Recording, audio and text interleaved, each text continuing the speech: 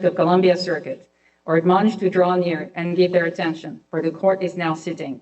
God save the United States and this honorable court. Be seated, please. Case number 21-5186, RICU LLC Appellant versus United States Department of Health and Human Services et al. Mr. Panuccio for the appellant, Ms. Utrecht for the appellees. Morning, counsel. Mr. Panuccio, please proceed when you're ready. Good morning. May it please the court, Jesse Panuccio for appellant. I'd like to reserve 1 minute for rebuttal if possible. This case concerns the urgent need for life-saving ICU doctors as the COVID-19 pandemic continues to overwhelm hospitals across the country. Medicare's refusal to pay for RICU's ICU telehealth services is causing great harm and rests on a legal error. The key question in this appeal is whether RICU can challenge that legal error in federal court. I'd like to start with 3 undisputed facts about jurisdiction. First, the Supreme Court has explained that there is a strong presumption in favor of judicial review of causes of action arising under the Medicare Act. Second, the government concedes that RICU has a cause of action arising under the Medicare Act. Third, the government concedes that RICU cannot itself access the channels of administrative review established by agency regulations. Accordingly, the question is, how does RICU get its claim arising under the Medicare Act into federal court? HHS's 8-month, multi-layered, and intricate, but ad hoc process of determining whether RICU's services qualify for Medicare reimbursement was sufficient to satisfy the Medicare Act's channeling path to federal jurisdiction. And if it wasn't, then federal question jurisdiction must be available. I'll turn first to the question of jurisdiction through channeling. So before you go there, can I just ask you about, just as a factual matter, I understood that the HHS rule that expanded coverage for certain kinds of telehealth services as a sunset provision. Am I right about that? And that the rule is, or this aspect of it is supposed to expire by the end of the year? Yes, the waiver for ICU telehealth, the end of the year or the end of the public health emergency, I believe, whichever is later. So the way this traditionally works, there are certain telehealth services that are reimbursable by statute, and then the agency is authorized by rule to add services to that list of the telehealth list, they call it. And when the pandemic began, there had been many proposals over the years to add ICU telehealth services. The agency had rejected those over the years. But when the pandemic began, and there was this urgent need for increased coverage in ICUs and also safety concerns about telehealth being safer for transmission from patients to doctors and so forth, they greatly expanded the list of what was payable by Medicare in telehealth. ICU was included. Now, they have put ICU telehealth on a sort of a special category, saying we think there may actually be evidence to continue this in the future, but we'll see what experience teaches us. But they haven't done so. So do we have a potential mootness problem if this provision sunsets by the end of the year? Well, again, I think unfortunately with the Omicron variant and potentially other variants, I think the public health emergency is ongoing. So there's no mootness right now. And also all of the services that have been rendered this year, if the agency's determination were not in place, those would be payable, claims that are accruing right now. I see. Thank you. Thank you, Your Honor. So if I may turn specifically to this question of jurisdiction through channeling. This happens through Section 1395 II of the Medicare Act, which incorporates Section 405G of the Social Security Act, a complicated statutory scheme, but sort of a simple path to jurisdiction. And that is, 405G says, any individual is entitled to judicial review of any final decision of the Secretary made after a hearing to which he was a party. Here, HHS provided that hearing and final decision to RICU through its 8-month process, according to the agency's own descriptions of that process while it was going on. They told RICU they were, quote, actively investigating RICU's claim, They said they were working to resolve the extremely complex set of legal issues. They asked RICU to provide the agency with a legal brief, which they then, quote, reviewed carefully to provide a final response. They put what they called their answers and their response through, and this is a quote, a detailed clearance process. And then on June 10th, 2020, they said they had conducted, quote, an exhaustive review to determine the agency's position on this, what they called an important matter. And that was, again, the June 10th letter. RICU then appealed that. So can I just understand the architecture of your argument? So for purposes of this part of your argument, I take it that even if RICU were an entity that itself could then bring a claim later, I know part of your argument is that RICU can't, and it's not enough to go through proxies. But let's just suppose that you could. Then your argument would be that even if we could, and we could seek reimbursement for a specific payment, then we don't have to do that as long as we engage in this kind of anticipatory back and forth about the way a higher level policy decision operates. It's really up to the agency, as the Supreme Court said in Salphy, and as the Seventh Circuit said in Boley, and then as the Supreme Court said again 2 years ago in Smith. The hearing process is whatever process the agency decides upon. Now, it may have processes that it establishes through regulation, and it can insist on those processes if somebody is eligible for them. But it can also say, we're going to engage in an ad hoc process, and that is enough. The language in Boley, for example, in the Seventh Circuit was a 405G, quote, hearing means a decision after whatever process the agency itself elects to use. And in But Smith, do you read any of those cases overruling the interpretation that the Supreme Court offered in Illinois Council? I know you try to distinguish that case, but as I read the opinion, it's a broad interpretation of how the statutory scheme works. And you have acknowledged that your client doesn't fit within that description. And so the question is, why should an exception be made when you haven't argued, as I understand it, that one of your clients, as it were, could pursue this? Thank you, Your Honor. 2 points in response to that, if I may. First, we actually believe Illinois Council supports us, not cuts against us. What happened in Illinois Council, and there's some confusion on this, I think, in lower courts, but you have to look at each part of Illinois Council. And in Part 4, Illinois Council went through and said, if channeling is legally unavailable, then federal question jurisdiction must be available. And it also said— The question is, to whom? Yes, Your Honor. So our view is it would be inconsistent with any notion of due process or American law to say that a party has to rely on some third party for exhaustion or channeling. And that's what this court said in the Jicarilla case. I guess what I'm trying to get at is, it's not a third party, is it? Your client represents and provides this service to others. Isn't that correct? Our client has independent contractor doctors, which it then provides to hospitals. But I think the best way to think about this is to juxtapose this court's decision in American Chiropractic. In that case, the association was bringing a claim, but it only had standing to bring the claims of its member chiropractors. And then the court said, well, those chiropractors themselves could bring the claim. So the association has a way to channel its claims. Its very members, the very claims they're trying to bring, can be channeled. In this case, we don't have that same legal relationship. But isn't it about the issue? Isn't it about the claim? I mean, isn't that what this court said in American Hospital? Yes. Excuse me, American Hospital. There was some, I would say, dicta to that effect in that case. But what it relied on, it pointed to the Ringer case. And Your Honor, respectfully, I think close attention is warranted to the progression of Supreme Court cases. You had Ringer, then you had Michigan Academy, then you had Illinois Council. In Ringer, there was some language to the effect that you had to have claims come through a monetary benefit claims process.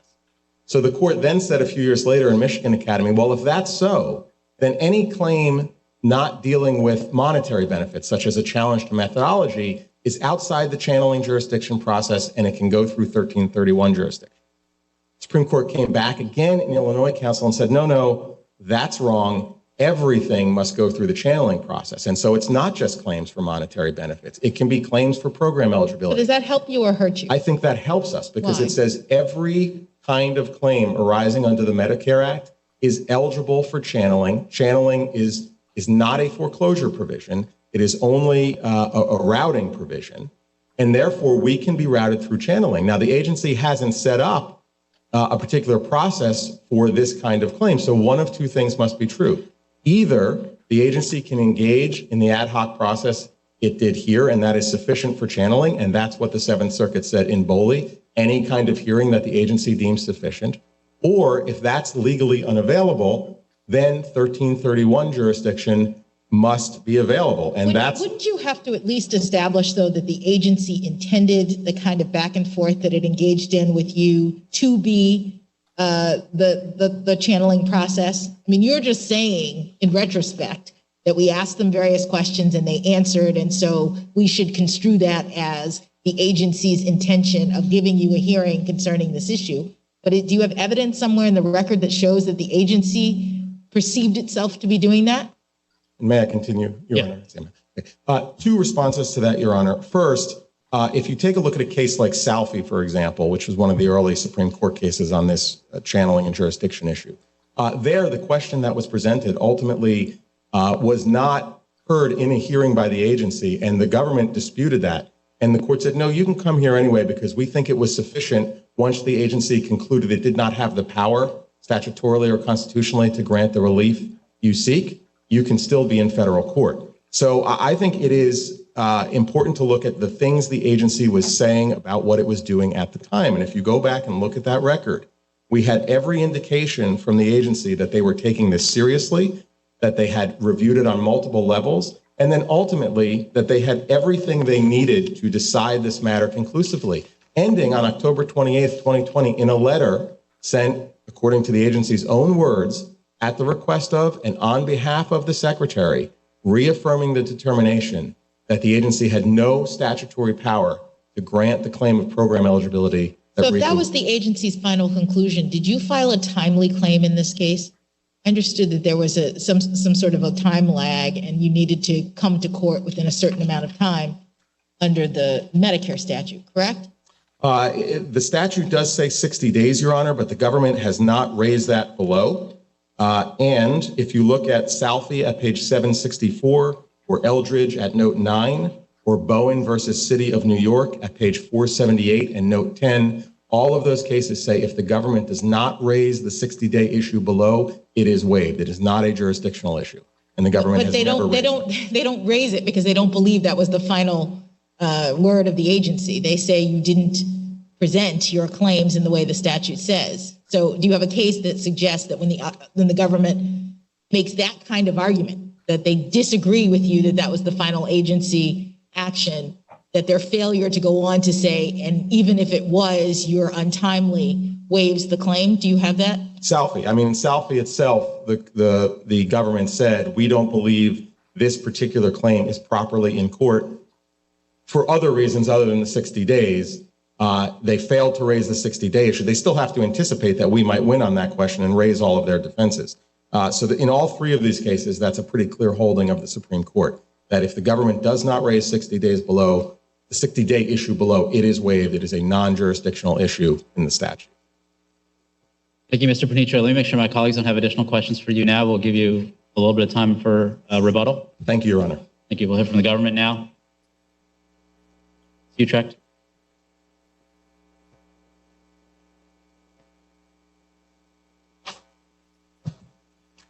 Good morning, Your Honors. Jennifer Utrecht on behalf of the government. May it please the court. Your Honor, the case today presents a simple question, which is whether RICU can obtain judicial review, which is only available if RICU has presented a claim to the Secretary. RICU has not done so. As this court and Supreme Court have recognized, or especially in the American Hospitals Association, presentment requires presenting a claim in the context of a specific claim for benefits. So in this case, it would look something like, here are the patients that we've treated that are Medicare eligible. We would like payment for treating them. And that's something that you would acknowledge that RICU can never do.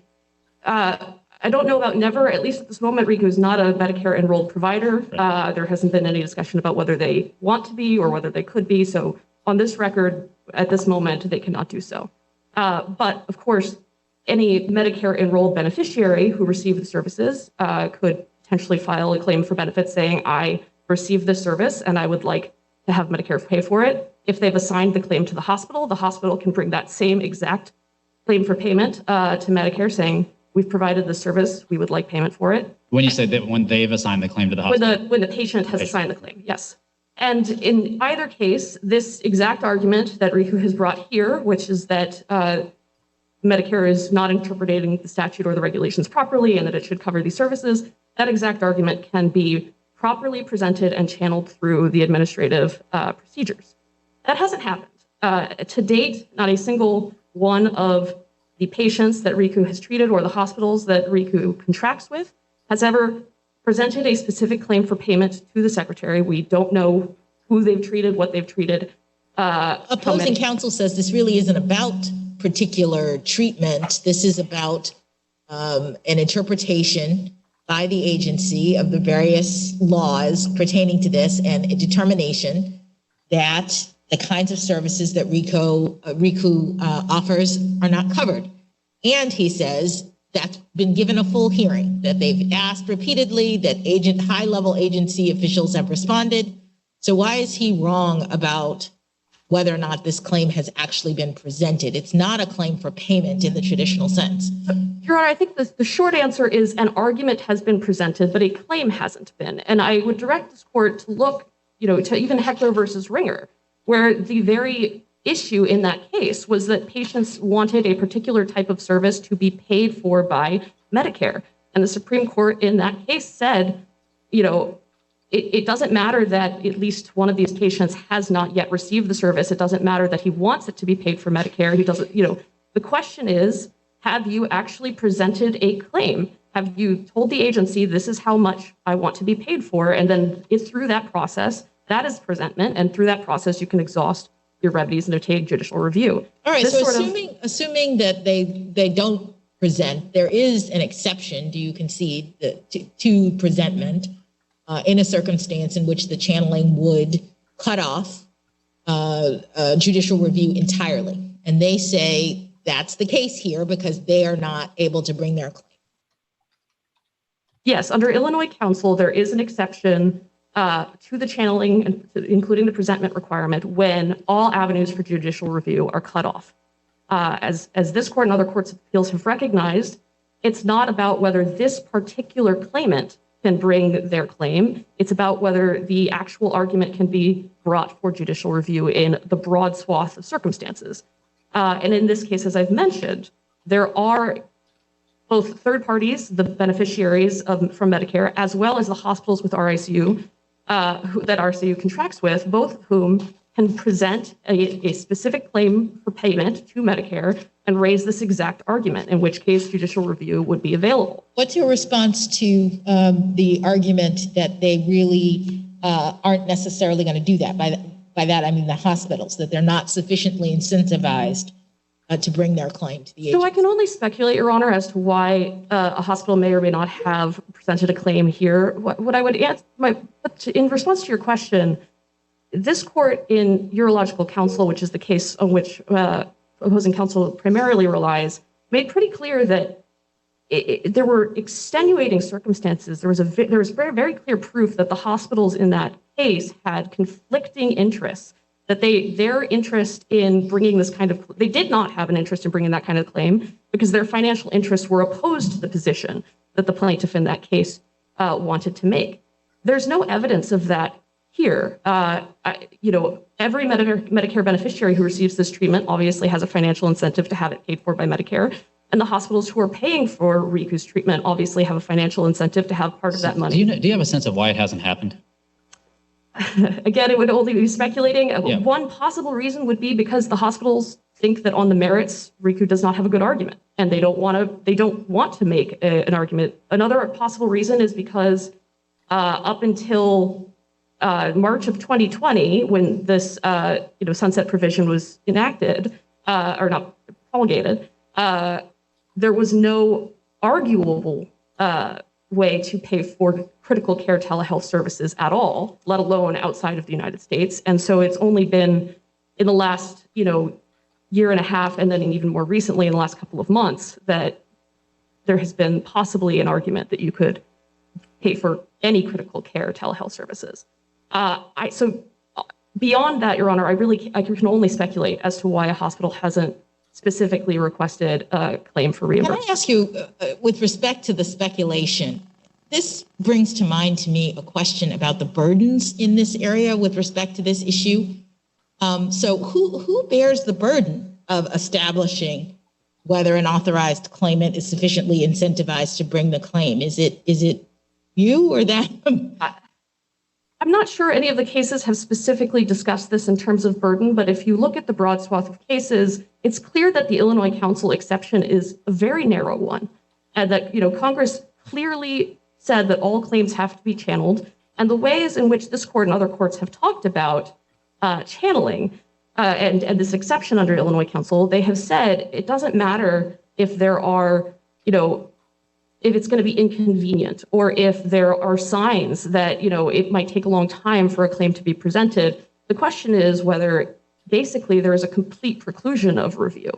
And so here, our RICU has pointed to speculation about why claims haven't been brought, said, no, maybe hospitals think it will take a long time, maybe, it'll be costly to do this. But all of those are ordinary burdens that are presented in any channeling case, in any Medicare case. So I noticed in looking at the record that there wasn't evidence to this effect. Are we looking only at the allegations or facts or statements that RICU is saying about this, or do they have to present some evidence concerning what actually happens or would happen or is likely to happen concerning the hospitals bringing these claims? Your Honor, I would answer that question by referring back to Urological Council, where there were elaborate pleadings about specifically what had happened. There was a very lengthy delay. There was clear, allegations that were not contradicted by declarations about how the hospitals did not have a financial incentive to bring this kind of claim because they were benefited from Medicare's regulation. There has not been anything close to that in this case. In particular, Your Honor, the declarations submitted by RICU in the district court note, among other things, that they have long worked with hospitals, continue to work with many hospitals, and they are still providing these services. So to the extent there are any beneficiaries, Medicare beneficiaries who are receiving those services, the hospitals clearly have a financial incentive to try to pursue this claim by asking for reimbursement from Medicare. That's just a practical question. So suppose that a particular entity that you think can bring the claim does do it to trigger the 405 process. And is there an avenue in the agency for RICU to participate in that? This question gets aired? I'm sorry, Your Honor, I'm not certain I know the answer to that question. I know that, I could point you to the regulations, for example, for beneficiaries to bring claims, which is 42 CFR 405.906. It does state who the parties to that sort of proceeding are, and so that might provide some, but I don't have the regulation in front of me, so I'm sorry, I can't directly answer it. But I think what's important to note is that because the hospitals and RICU have similar financial incentives, these sorts of arguments obviously can be brought in that case. Your Honors, if there are no further questions, we would ask that you affirm the judgment of the district court that there's no subject matter jurisdiction. Thank you. Thank you, Ms. Utrecht. Mr. Panuccio, we'll give you your 1 minute back that you asked for. Thank you, Your Honor. I'd like to address 2 points if I can. The first one is the third-party proxy, this supposed proposition that we can get into court through a third-party unrelated proxy. I want to read what this court said in Jicarilla Apache Nation in 2010. A party challenging agency action does not fail to exhaust when the only opportunity for presenting to the agency is an ex parte contact. There is no support in law or logic for the proposition that A can be can be held to have failed to exhaust remedies available only to B. That is what this court said. And of course, that's a traditional notion of due process. You don't have to rely on parties that aren't here. And you will search in vain in Illinois counsel to find any announcement of this third-party proxy rule. It's not there, and it stems from confusion about what happened in Part 4 and Part 5. And we parse that carefully in our brief. And So wouldn't the, I'm sorry to, I'll let you finish your second thought, but the whole discussion in neurological interests presupposes that that's possible. well, Isn't it? I mean, it's hard to, why did we get into all that if there was no way for a proxy to bring a claim to begin with? Your Honor, it's a very good question, and I've pondered that, and here's the best answer I can come up with. Urological interests look back to American chiropractic, and in American chiropractic, the issue there was the proxy was a member of the organization, and the organization was bringing their claims. And then the court said in urological interest, well, urological interest doesn't quibble with the idea that you could have theoretically a proxy. But then what did the court do in urological interest? It said, well, in unrelated party proxies that have been identified by the government are not sufficient. So the only holdings of this court, put aside the discussion, the only holdings of this court are a proxy that is a member of the organization is sufficient. Proxies that are not members of the organization are insufficient. But you can't divorce that from the reasoning. It was insufficient in part, if not in whole, because they had not the same interests. The interests weren't aligned. So that doesn't necessarily tell us what to do in a situation in which you have a third party with aligned interests. But Judge Jackson, I think you identified in your questions to the government exactly what the problem with this regime would be. And again, it has no mooring in any Supreme Court case. The problem is, how will we ever produce the evidence, at trial sufficient to absolutely prove the interests of other parties who are not in court, who may not want to come to court, who may have a whole variety of reasons that change over time for whether they bring a claim or don't. The one thing we know is, as we stand here today still, after months and months of this rule being in place, being in agency guidance, no one has brought a claim. RICU is the only party that has taken the initiative, the expense to try to bring this forward. And the government is saying, too bad, there is no path to federal jurisdiction for you. And that is completely contrary to what the Supreme Court has repeatedly said, which is the Medicare Act presupposes there's a strong presumption that you ultimately, one way or another, can get to court, whether that's through channeling, or if not, it's not a foreclosure provision, then you get 1331 jurisdiction. And that's what the Ninth Circuit said in the Harrow case that we cite. That's 747 F3rd at 1115. There was a lawyer who had this sort of ancillary claim from the parties he represented. And they said, well, you don't have an avenue to get in. They've given you no avenue. 1331 federal question jurisdiction is then available. Thank you, Your Honor. Thank you, counsel. Thank you to both counsel. We'll take this case under submission.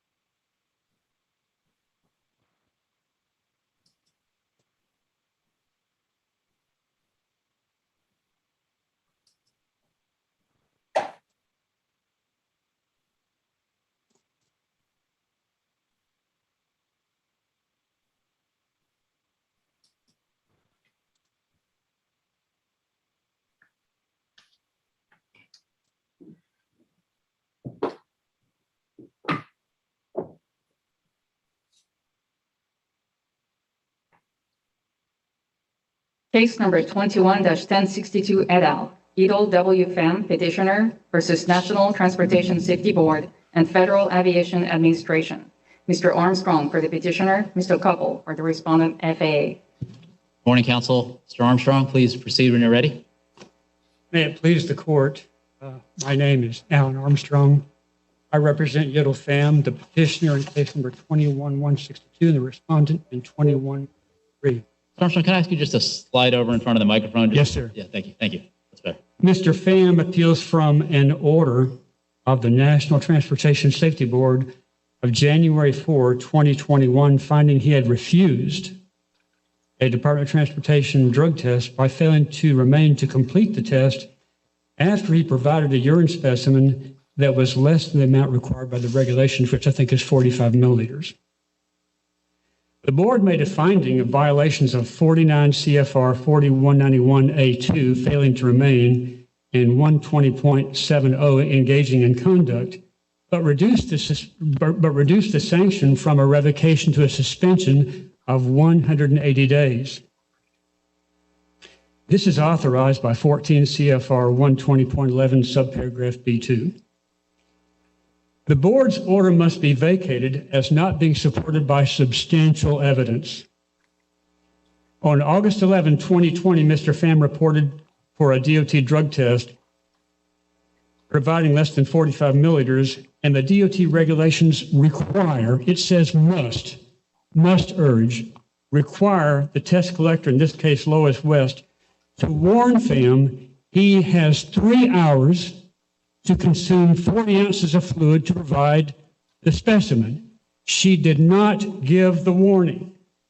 On page Joint Appendix 277 and 296, she said not once, but twice, "I don't remember. I'm not sure." That's her unimpeached testimony in the record. Yes, counsel, but I guess the question is the materiality of that finding. So why does that matter with respect to the facts that were found concerning his refusal, which did not include any sort of concern about the omission of the what you're calling is the shy bladder instruction? Is that what? Yes. Yes. So I did not take any of the bodies that have reviewed this matter to put any real weight on the shy bladder omission with respect to the refusal. They say regardless, he knew that if he left, that was going to be considered a refusal, and he did. So why aren't those the material facts for the finding of refusal? Judge Jackson, thank you for your question. Here's my response. You cannot read 49 CFR 4191A2 in a vacuum. You have to read it in the context of 49 CFR 193B2, which says that she must urge him to consume 40 ounces of fluid over 3 hours. And he testified twice in the record at pages 370 and page 371 in the record. He testified, had he given that warning, he would have remained at the facility. And that's just like Dr. Pasternak and Pasternak versus Huerta and Pasternak versus NTSB quoted in my brief, Your Honor. I thought the Pasternak case had some important differences, though. I don't think so. I really don't think so, Your Honor. Well, first of all, weren't the guidelines different at that time that they had to give the warning about leaving being a refusal, and they didn't in this case? Here's how I see Pasternak in relation to Pham, Your Honor. In Pasternak, Maltalvo said he ran out before I could give him the warning. And the board said that we are relying upon her credibility to find Pasternak is guilty. And this court said that's not material because it's implausible that she could not give him a warning. He can't run that fast. And by the same token, in this situation, we cannot ascribe credibility to Ms. West because she has none.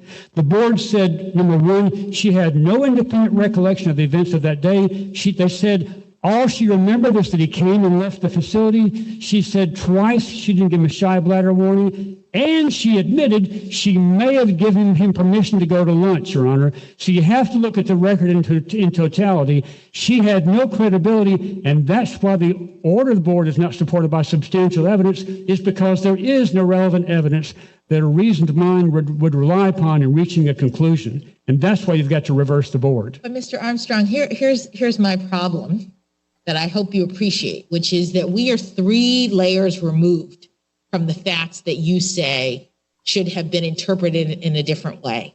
So I don't know that the appropriate standard at this stage is for us to look almost in the first instance at the transcripts of the hearing or considering the facts as though no one else has spoken to them. We have findings by the administrative law judge who took evidence, and he said that Ms. West told your client that if he left, that would be considered a refusal, and that he left.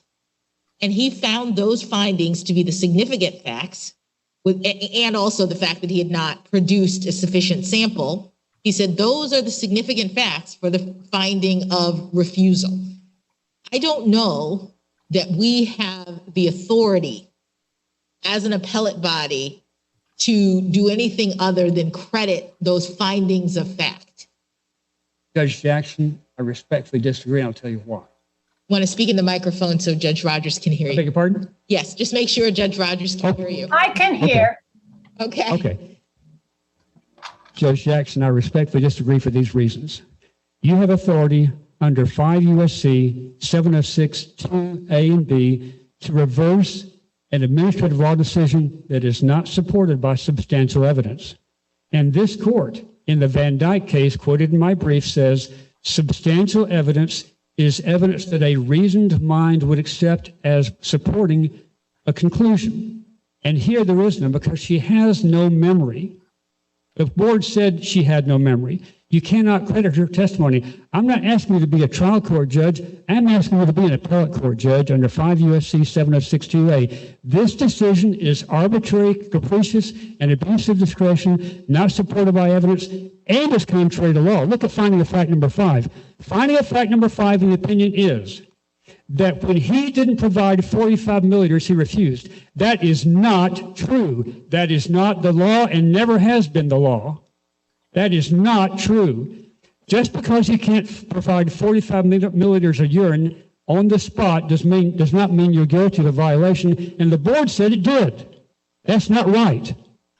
That is only true after you're given the shy bladder warning. It's only true after you're given 3 hours. It's only true after you get 40 ounces of water. That never happened. So all I'm asking you to do, Judge, I'm not asking you to be a trial court judge. I'm asking you to be an appellate court judge and find that this record is not supported by substantial evidence to justify the conclusion rendered by the board. That's all I'm asking.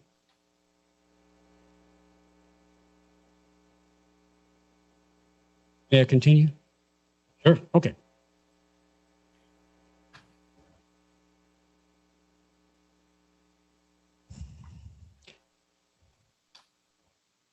Ms. West testified that she was a float.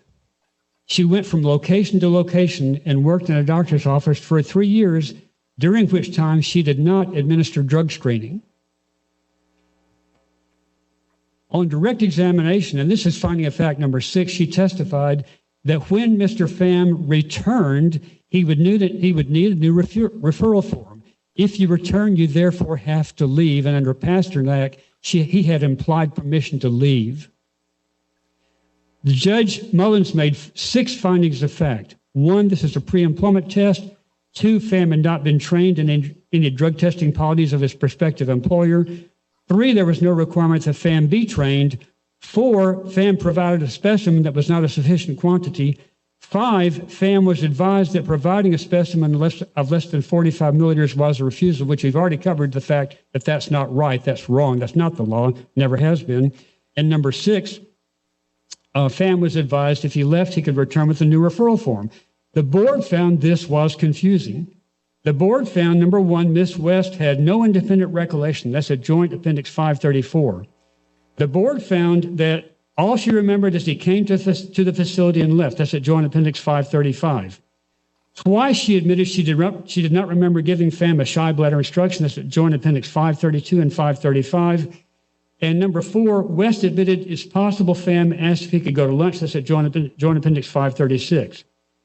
Reducing the sanction from a revocation to a suspension, the board observed, first, there is no clear evidence in the record the test collector urged respondent to drink up to 40 ounces of fluid to produce another sample, which within the 3-hour period, which is part of the shy bladder process. That's at Joint Appendix 559. Second, as discussed above, the law judge found the respondent was advised that if he left, he would have to have another form, confirmation form, when he returned. Ipso facto, if you return, you first must leave.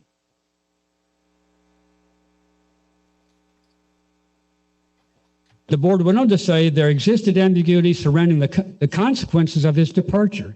There existed ambiguity surrounding the consequences of his departure. And the administrator did not prove that the test collector explained the shy bladder procedures. The unique circumstances of this case lead us to reduce this respondent's sanction to a 100-day suspension. That's at Joint Appendix 560.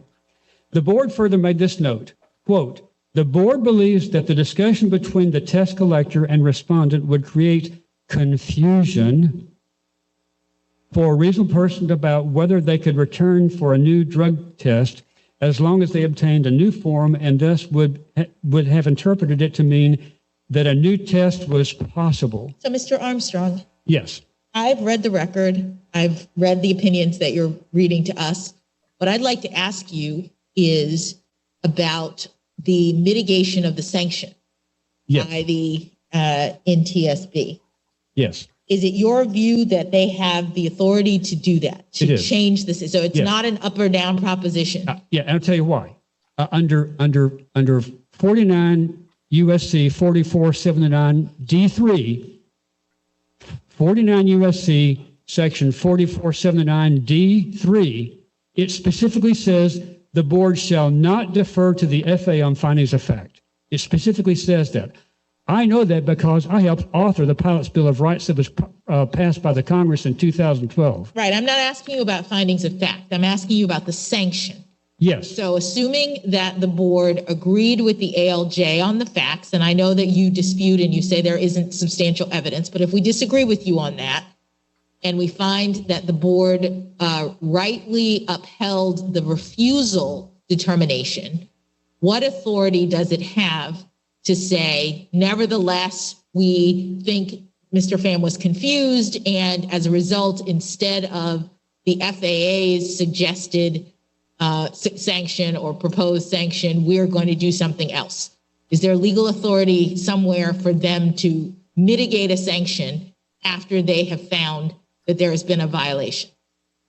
Millennium Propeller Systems, Administrator versus Millennium Propeller Systems, 2006 Westlaw 979342. This is a 2006 case. Here's what the board said in Millennium. We disagree with the administrator's analysis when such deference is required. A lack of qualification is a finding of fact that does not command deference. So the board was not required to defer to the administrator's finding on a revocation. They had absolute authority to reduce the sanction from a revocation to a suspension, Your Honor. And that case, if I read it, is about the sanction and not a finding of fact? Millennium Helicopter was a case where, yes, the FAA took the position that they had to go along with their finding. The board had to defer to the FAA, and the board said, no, we don't. No, we don't. So in my opinion, Administrator versus Millennium Propeller Systems is dispositive of the question you just asked me, Your Honor. All right.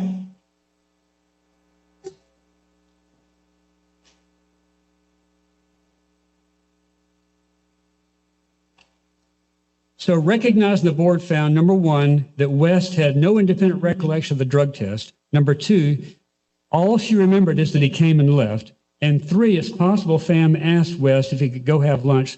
The board's rejection of Pham's testimony and the crediting West's testimony is arbitrary and capricious under 5 U.S.C. 7062A.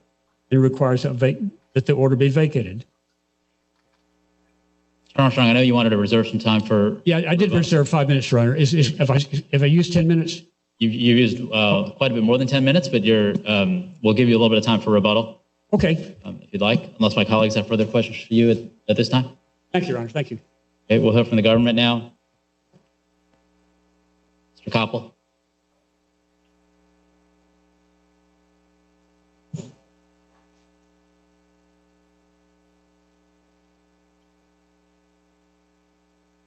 Morning, Your Honors. May it please the Court. I'm Josh Koppel on behalf of the FAA. I want to make sure to address the FAA's petition for review and the NTSB's reduction of Mr. Pham's sanction. But I'll start with Pham's petition. Pilots have a responsibility to acquaint themselves with all FAA regulations and standards, apply to them, to be proactive when there's a problem, to be cautious. And if Mr. Pham couldn't immediately produce a sufficient urine sample, the FAA could reasonably expect him to stay at the facility, ask questions, and figure out what to do next. But particularly when he was told that leaving would constitute a refusal. But he didn't do that. The FAA reasonably takes this conduct seriously. Not only did Pham's actions demonstrate a lack of judgment on his part, but they undermined the integrity of the drug testing program. Was there a legal requirement for Ms. West to give him a shy bladder instruction?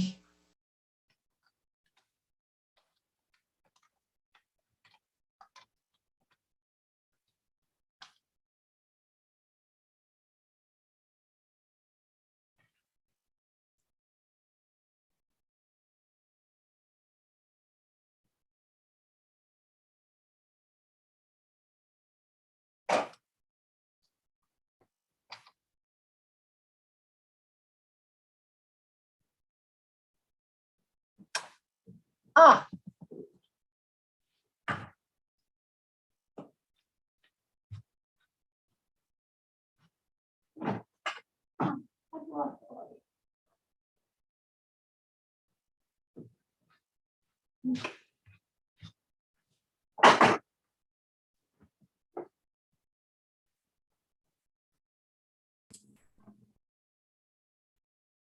Judge Rogers, this is Ferris in Judge Jackson's chambers. I think this is on the deputy side. I've just told them what's going on and alerted them to pause proceedings until they get you back in.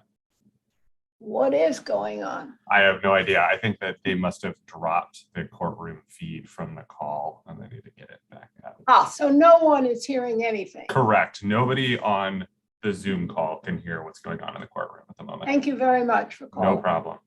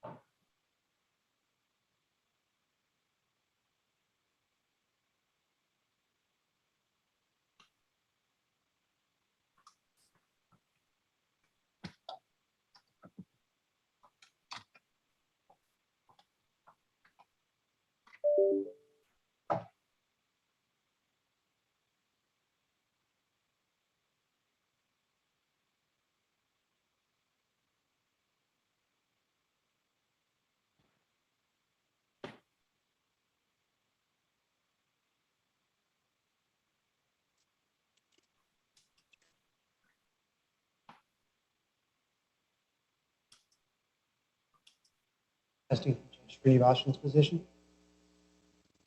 Testing, testing. Testing from Judge Jackson's position. Testing, testing.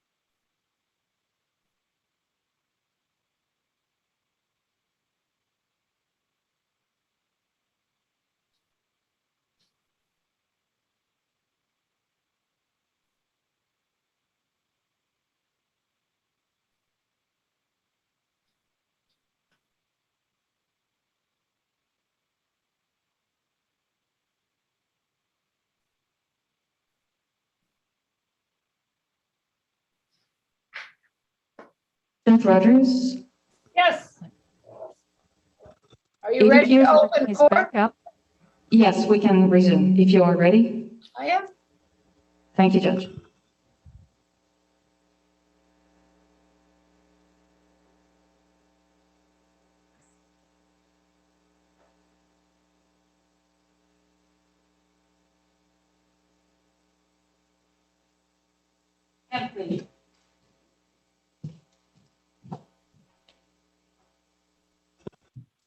This honorable court is in session again. Be seated, please.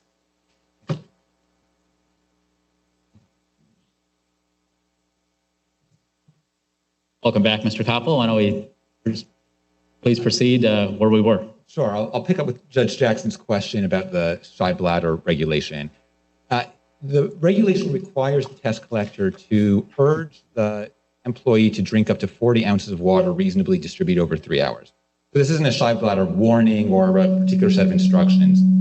And to be clear, the test collector testified that she believed that she did deliver this instruction and urge Mr. Pham to drink water. She just couldn't recall for certain that she did.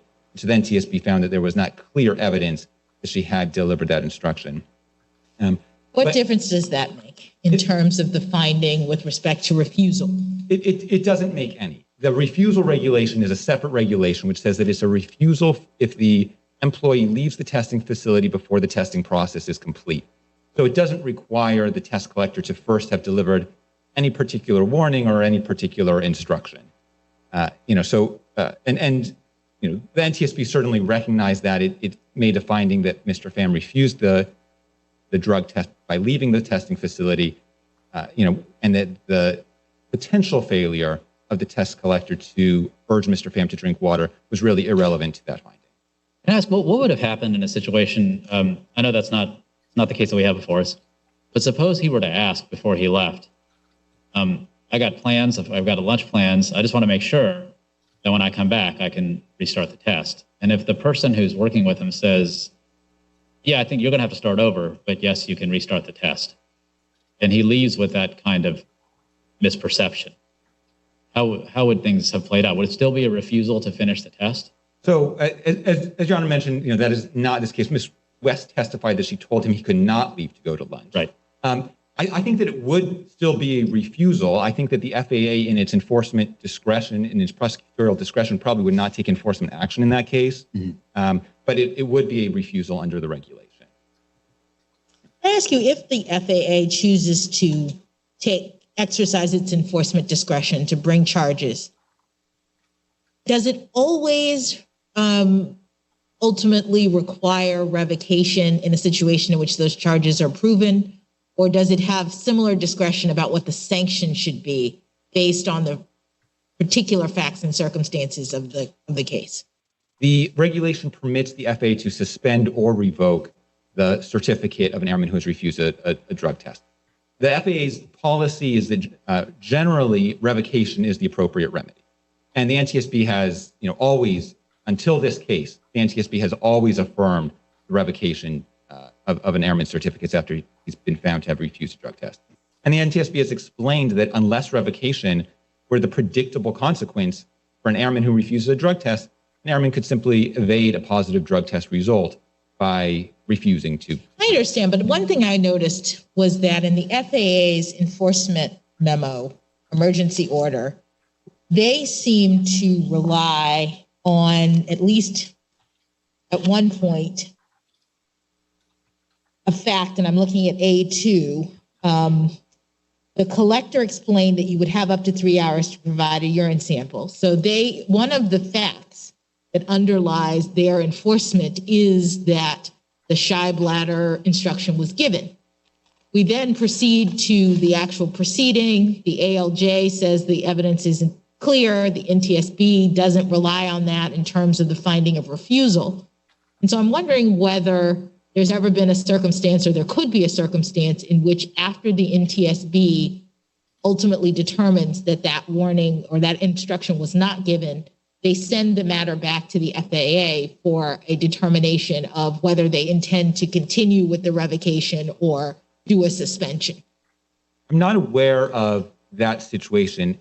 Here, the ALJ already, did not make this finding that West had given the shy bladder instruction, but the FAA continued to pursue its position before the NTSB on appeal that revocation was the appropriate remedy. So, the FAA, even, on the set of facts that the ALJ found, and without appealing, any adverse findings, there really was none by the ALJ, the FAA continued to take the position that revocation was the appropriate remedy. And so that position, in itself, in addition to this original decision in the emergency order of revocation, is entitled to deference. So tell me about that.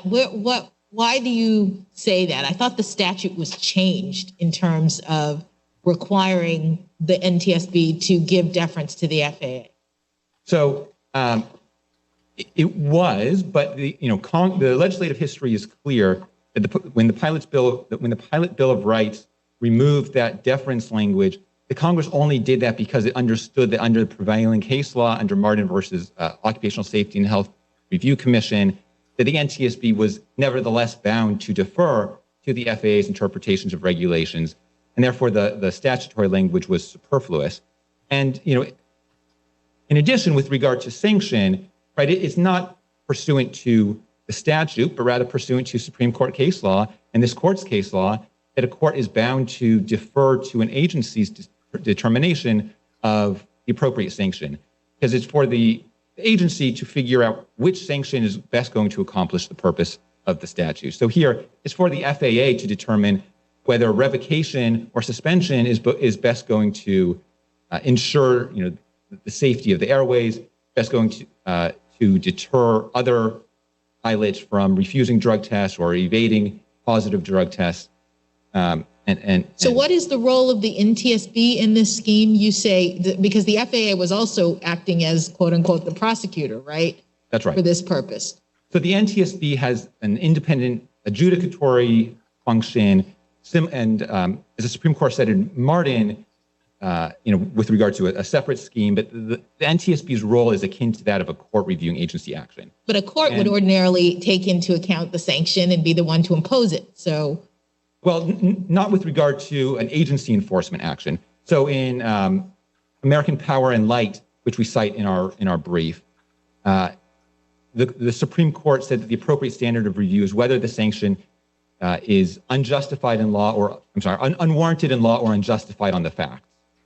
So a court has to defer to the agency's sanction unless it's unlawful. Here, the regulation permits the revocation of a pilot's certificate if he's refused a drug test, or if it's unreasonable. Here, the FAA's determination that revocation was appropriate is certainly not unreasonable for all these reasons that I've been mentioning. In the specific deterrence of Mr. Pham, certainly, or the possibility that Mr. Pham was trying to evade a positive drug test result, or the broader deterrence purpose of ensuring that other pilots don't try to evade a positive drug test result by simply refusing a drug test. So is your view that the board didn't give the deference, or that they did give the deference, but then they erred in their conclusion? The board recognized that it had to defer to the FAA, but it didn't give the deference, I would say. It cited that deferential standard. It cited Martin, but it simply didn't apply deference. It didn't consider, the FAA's reasons for imposing revocation. It didn't explain why revocation would be unreasonable in these circumstances. And that's the standard that it was bound to. Well, it did explain. What do you mean it didn't explain why revocation would be unreasonable? Because we know why the NTSB thought that revocation shouldn't be imposed here. Right. The NTSB explained why it thought that a 180-day suspension was the most appropriate remedy, but it didn't explain why revocation would not be an appropriate remedy or a reasonable remedy.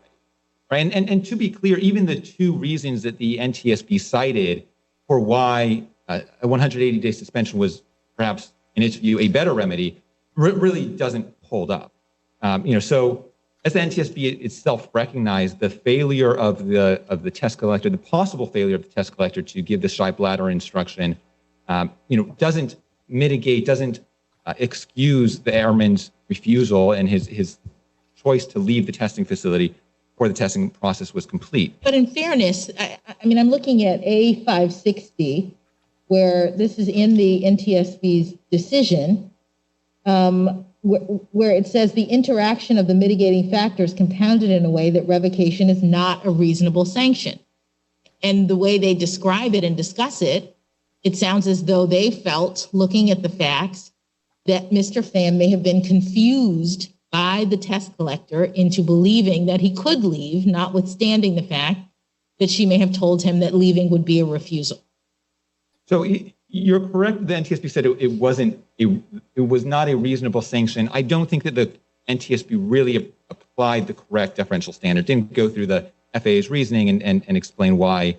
I don't think it gave sufficient reasons for why revocation would be unreasonable. In addition, so this is part of the reason why I asked the question earlier about the situation in which the person who leaves is actually told that the person they're working with, that by the person they're working with, that, yeah, I think if you come back, I think you should be able to restart.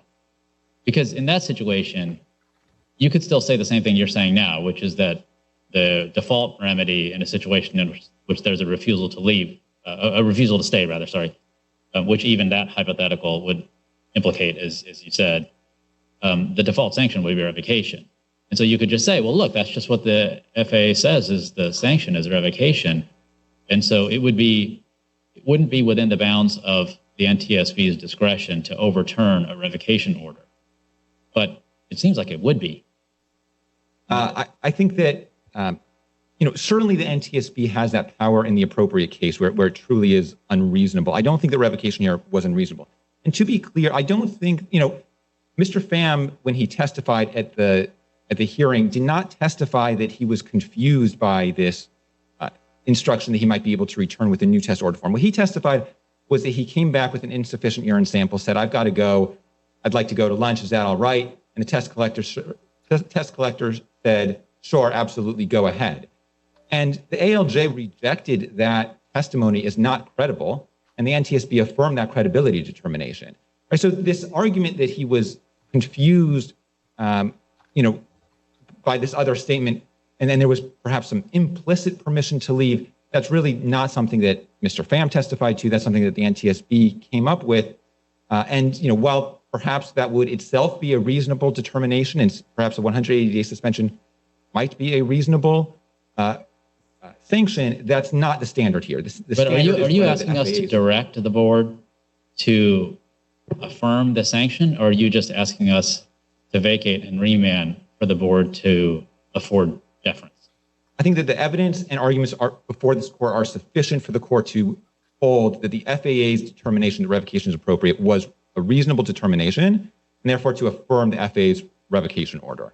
Now, could I just ask you, as part of your argument that to the extent after the statutory change in the legislative history, the board applied the wrong deferential standard in the sense that the FAA has taken the position that pilots, and this particular job for which Mr. Pham was applying, particularly sensitive area, and therefore any failure by the pilot to adhere with the plain text of the regulation, regardless of whether he has been advised of the shy bladder point, is grounds to revoke because, and one of the FAA commissioners wrote that concurring opinion, emphasizing the point, the burden is on the applicant to know the regulation. Sort of ignorance of the law here is not an excuse given the nature of the position for which his pilot license entitles him. So is that what you meant by saying the board had a deference standard, but it simply wasn't, didn't take cognizance of the FAA's total opinion as to how this regulation should be applied?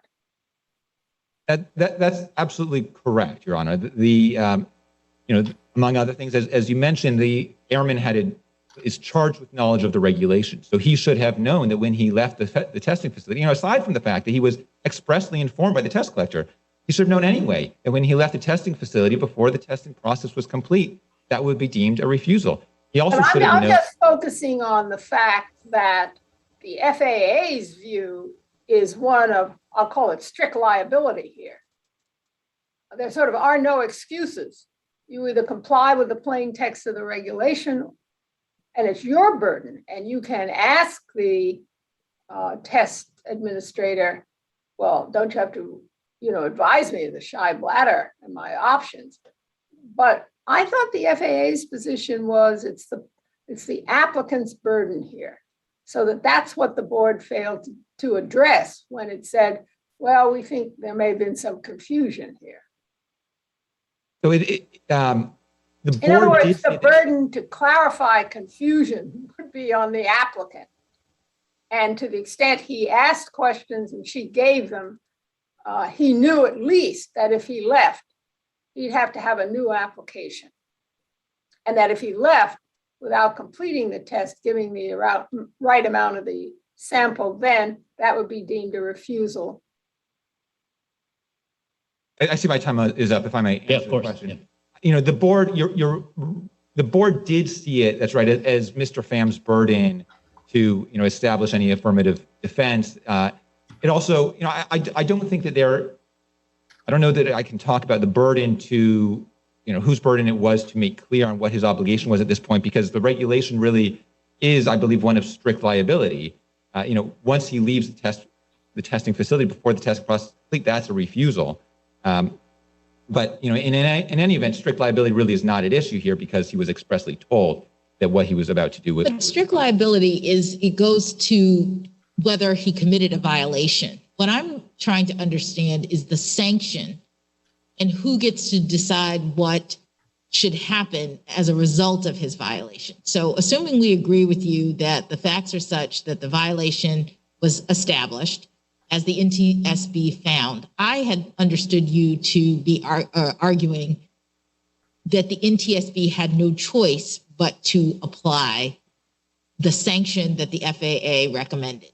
And now I hear you saying something different, which is the NTSB might do something other than what the FAA recommended, but only if they find that the FAA's sanction is unreasonable. Is that what you're saying? Yes, Your Honor. The NTSB is required to defer to the FAA administrator's choice of sanction. So, and review the sanction for reasonableness. So if, the FAA administrator's sanction in a case is completely unreasonable, the NTSB is permitted. All right. And they say it's unreasonable in light of the two mitigating facts. So if I now, as a Court of Appeals judge, we as a body are looking at this, how are we, what's our level of scrutiny of their determination that it was unreasonable given those two mitigating circumstances that they mentioned? This court has said that that the NTSB acts contrary to law where it does not apply the appropriate level of deference. So if this court finds, as it should, that the FAA administrator's choice of sanction was reasonable, then the NTSB erred and acted contrary to law by finding the opposite. But we don't review that de novo. I mean, I take it that suppose if the agency says we're not applying any deference at all, we're just addressing de novo whether the sanction was appropriate. Well, then that would be an error of law that we would just overturn, and we'd say, no, you need to apply deference. But as Judge Jackson says, they at least invoke deference. And I mean, you could have an argument that, well, even if they invoked it, they didn't apply it, so it's effectively the same thing that I just laid out, and that may be part of your pitch. But if they, in fact, invoked it and applied it, but just applied it in a way that on review you want to urge is problematic, then I take it our burden would be to say it has to be unreasonable for the agency, for the board to determine that it was the sanction was unreasonable. And that's conceptually possible, but isn't that the way we would look at it? No, I believe this court looks at the FAA administrator's determination in the first instance and looks at it for reasonableness. So if the court looks at Garvey versus NTSB, that was not a case involving a sanction. It involved competing interpretations between the FAA and the NTSB over the meaning of a regulation. And the NTSB found that the FAA's interpretation of the regulation was unreasonable. This court looked at the FAA's interpretation of the regulation in the first instance, found that it was reasonable, and therefore reversed the NTSB. So we just step into the shoes of the NTSB. We don't review the NTSB's determination. That is exactly right, Your Honor. Yes. Unless there are further questions, we ask that the court deny Mr. Pham's petition for review and grant the FAA's. Thank you, Mr. Koppel. Mr. Armstrong, we'll give you 3 minutes for rebuttal.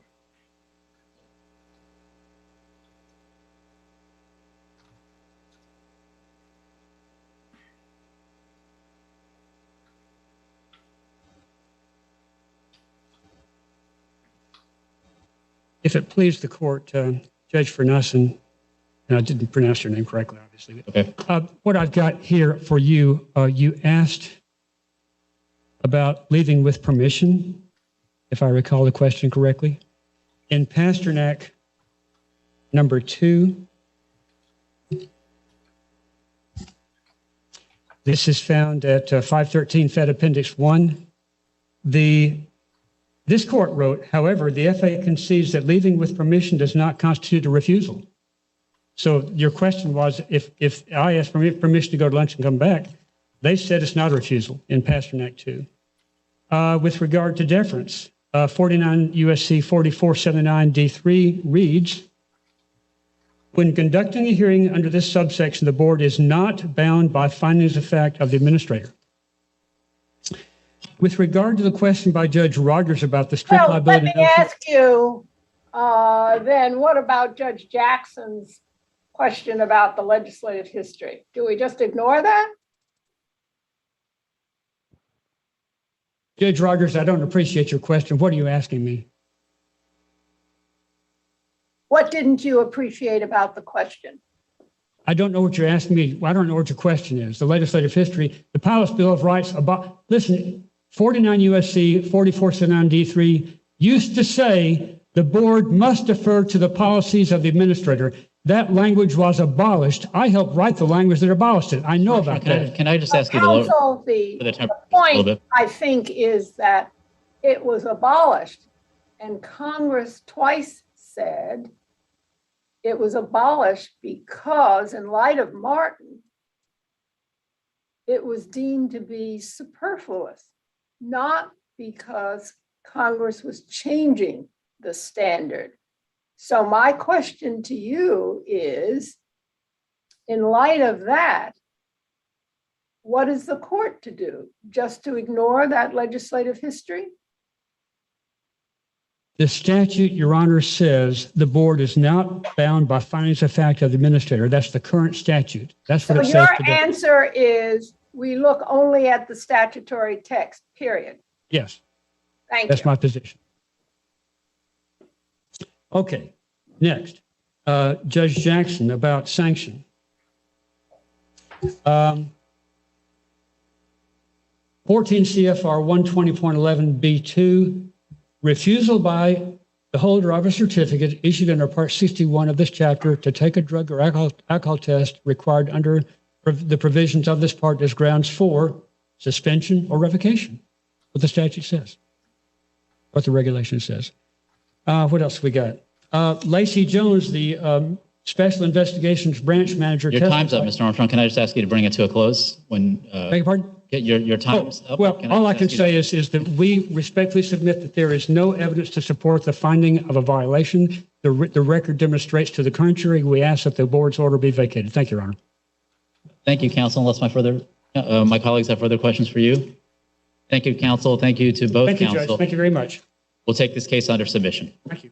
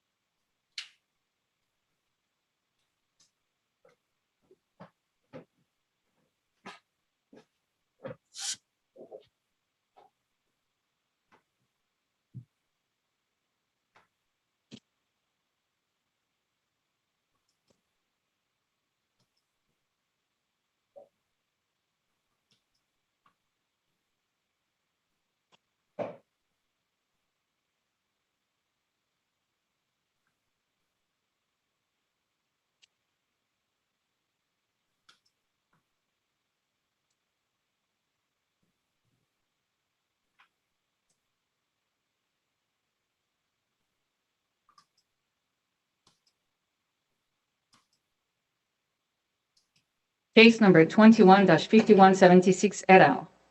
Donald J. Trump et al. Appellants versus Mazars USA LLP and Committee on Oversight and Reform of the U.S. House of Representatives. Mr. Norris for the appellants, Mr. Letter for the appellate, Committee on Oversight and Reform of the U.S. House of Representatives. Morning, counsel. Mr. Norris, please proceed when you're ready. Good morning, Chief Judge Srinivasan. May it please the court. The committee says it needs a detailed understanding and full accounting of President Trump's finances in order to legislate. No prior Congress has demanded this kind of information, but every future Congress will if this court upholds the subpoena. There's no principled way to limit the fallout to President Trump. Every House will be able to cite something supposedly unprecedented about every president to justify intrusive subpoenas to him, his family, and his businesses. That result would be a major departure from our constitutional tradition. One way to stop it is to clarify that these subpoenas must satisfy heightened scrutiny. But heightened scrutiny won't mean anything unless this court also holds that this subpoena fails it. If heightened scrutiny means anything at all, it means that the committee must consider the broad reforms it's already identified without every shred of President Trump's financial information. And it also means that the committee cannot go combing through his finances in the hopes of finding unknown errors that might inspire unknown legislation.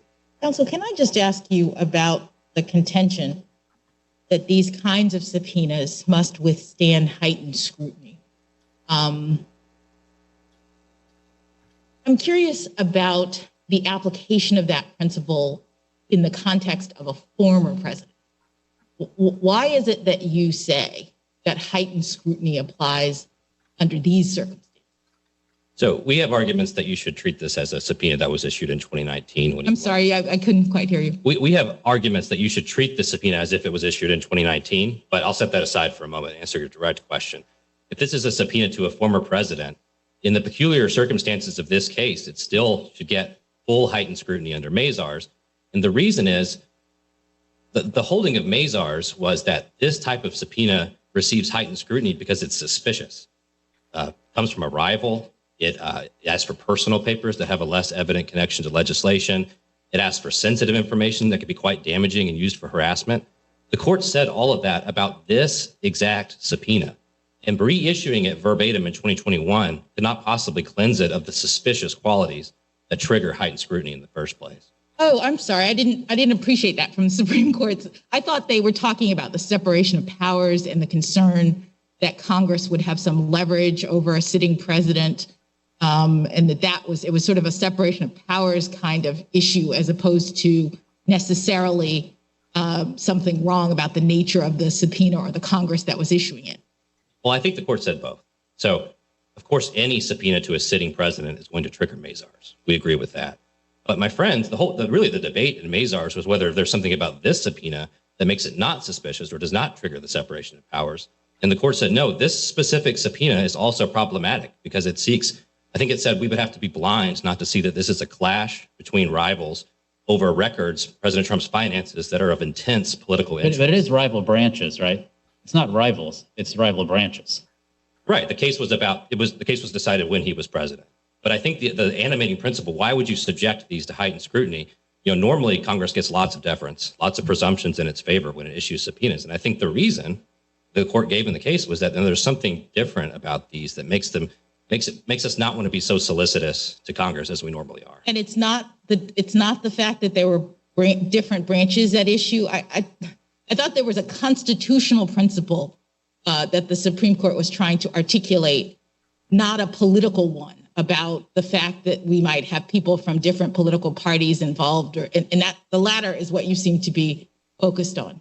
Well, you know, it wouldn't just be politics. Politics would not be enough to trigger heightened scrutiny. But President Trump, the target of this subpoena was former president. And the important part about this case is this subpoena was issued while he was president. It is an unusual case. I'm sorry. So my question wanted to focus on former president, and your answer seemed to be there's something suspicious about this subpoena. And I'm trying to sort of flesh that out because I didn't see that in the Supreme Court's opinion in the same way that you did. So can you tell me, are we looking at certain subpoenas differently than we would other subpoenas because there's something suspicious about them? Is that what you're suggesting that the courts need to do? I think in the unusual circumstance where a president is subpoenaed while he was president, and Congress continues to pursue that investigation while he leaves office, you're going to have whatever separation of powers concerns were with the original subpoena. They don't go away because it was reissued. But what are they? That's the question. What are the concerns in the aftermath? I understand. So really it's, there's a chilling effect. What happens to you after you leave office can affect how you deal with Congress when you're in office. That's what Nixon versus Fitzgerald says. That's what Nixon versus GSA says about executive privilege. The same is true of intrusive demands for your personal papers. It would affect how you deal with Congress if you knew that they could expose your entire financial history to the public as soon as you leave office. That threat would loom large over everything you're doing. It also would allow Congress to influence who can run for president, who can be president, because they would be allowed to expose this type of information to influence that process as well. But you're assuming that's the intent or the motivation or what Congress is trying to do. And I guess that's the part that I'm a little unsure of. I'm worried about another kind of separation of powers problem, I think, which is applying heightened scrutiny to prevent Congress from doing its work. So I guess you would agree with me, or I assume you would agree with me, that Congress has a duty to protect the Republic from threats, both foreign and domestic. Is that pretty well established? I think so. Correct. So in a situation in which Congress perceives that there may have been threatening behavior, misbehavior, problems in the White House, one would think that in the aftermath of that administration, that is exactly the time in which Congress would be evaluating whether the legislative scheme was sufficient to prevent that sort of thing from happening in the future. And what I'm worried about is that when we apply heightened scrutiny in the aftermath to prevent Congress from getting the precise kinds of information that it would need to shore up its legislation to prevent those kinds of threats, you've actually created a problem in which the executive is encroaching on the prerogatives of Congress. So can you speak to that? Can you give me because we think about separation of powers traditionally as the other branches encroaching on the executive, or at least that's the way it's often pitched. But I think when we have co-equal branches of government, we also have to worry about whether the other branches are encroaching on the prerogatives of Congress. And so I'm concerned that when a president leaves and we're in the aftermath and Congress thinks there may have been a problem, just like they would in any other situation in which there's a problem, they have the duty to go in to find the information and to try to figure out whether there is legislation that can solve the problem. So why isn't that the situation here? And don't we have a different kind of separation of powers issue? I understand all that, Judge Jackson. I don't disagree with a lot of that. But I think Mazars, all we're asking for is application of the Mazars test. Mazars itself is a balanced approach. It said it takes account of the fact that there are some reasons to be suspicious of what's going on in these circumstances, but it also takes into account the fact that Congress might need information to legislate. But if Mazars is with a sitting president, then that makes sense, right? The balance is the concern that Congress is swooping in while the president is in office, and so we have to apply this heightened standard in that situation because it really does impinge or could impinge on the executive. I'm talking about the aftermath. Right. What's the justification for applying a heightened standard to prevent Congress from doing the kind of work it would ordinarily do to evaluate legislative options in the aftermath? Sure. And so, I have to quibble that this is a subpoena that came, that they patiently waited until he left office and then subpoenaed him then. I mean, they subpoenaed him while he was in office. My friend will tell you that they can satisfy the Mazars test, which means they think you can do this to a sitting president as well. So the stakes are a little different in this case. But, Nixon versus Fitzgerald says that presidents are tempting targets. That's a case about a former president who was sued for something he did while in office. They're tempting targets. They are, as soon as they leave office, they're still, they were the most recent rival of Congress. Congress can legislate, of course, but Congress in our entire history has never thought that it could subpoena a decades worth of a president's financial information and expose it to the public. This subpoena is just a particularly bad example for the serious concern that Your Honor raised about hamstringing Congress. If you didn't have the subpoena pending at the time that the president was in office, and Congress waits, or the committee waits until after the president leaves, and then, so it's a former president from the beginning, then would you still be making the same argument? We would in this case, and there's a couple of special features here. You know, my friend would tell you that President Trump received the subpoena because he was president. He would never have gotten it if he never served. So it is about, you know, the branches still. And the thing that they claim to be studying is legislation that would restrict the president's powers. There's still an interbranch conflict in this case, given the rationales that they've asserted. And, you know, this is not forever going to hamstring in other cases involving other subpoenas. Nixon versus GSA says the separation of powers concerns that apply to former presidents erode over time. But Right. there's zero time that has passed here. As soon as he left office, that's when this subpoena was issued. It was issued because he was president. It was issued while he was president. And it was issued in order to study legislation that would restrict the presidency. But this court got into some of this in the Thompson decision that came down last week. And in a situation in which the subpoena only arises after the president has left office, then there is another president who's in office at that time. Correct. So the considerations in terms of the separation of powers between the branches shifts, because you do have the executive and the legislature, and the person who's the subject of the subpoena and the entities associated with that person are neither of those. Correct. That's a difference. But, you know, we're talking about a chilling effect and on the current incumbents, you know, operations vis-a-vis Congress. So that's what it's really, what it really boils down to. And I think that has some support, that you could have the overhang of a future subpoena affect the conduct of a sitting president. That, at least conceptually, is a separation of powers issue. But that seems to me to be where the focus of the argument for you would be, is that that's the separation of powers that continues to be implicated even after the president has left office. That's right, Judge Srinivasan. My point is really that in this case, there's no erosion, and he really should be up to a Mazars level of scrutiny because it was issued while he was in office. It's continued to be pursued because he held the office. But I would just note to that point, you know, this is not an executive privilege case where we sort of know the Biden administration's position because it didn't assert executive privilege over the materials. We don't know the Biden administration's position about this case. And in fact, the last time the Justice Department spoke about this case, it submitted an amicus brief in our favor. But see, I don't know if that helps you or hurts you. That's what I'm trying to figure out. All right, so we have a person who is now a private individual. He was a private individual before he became the president.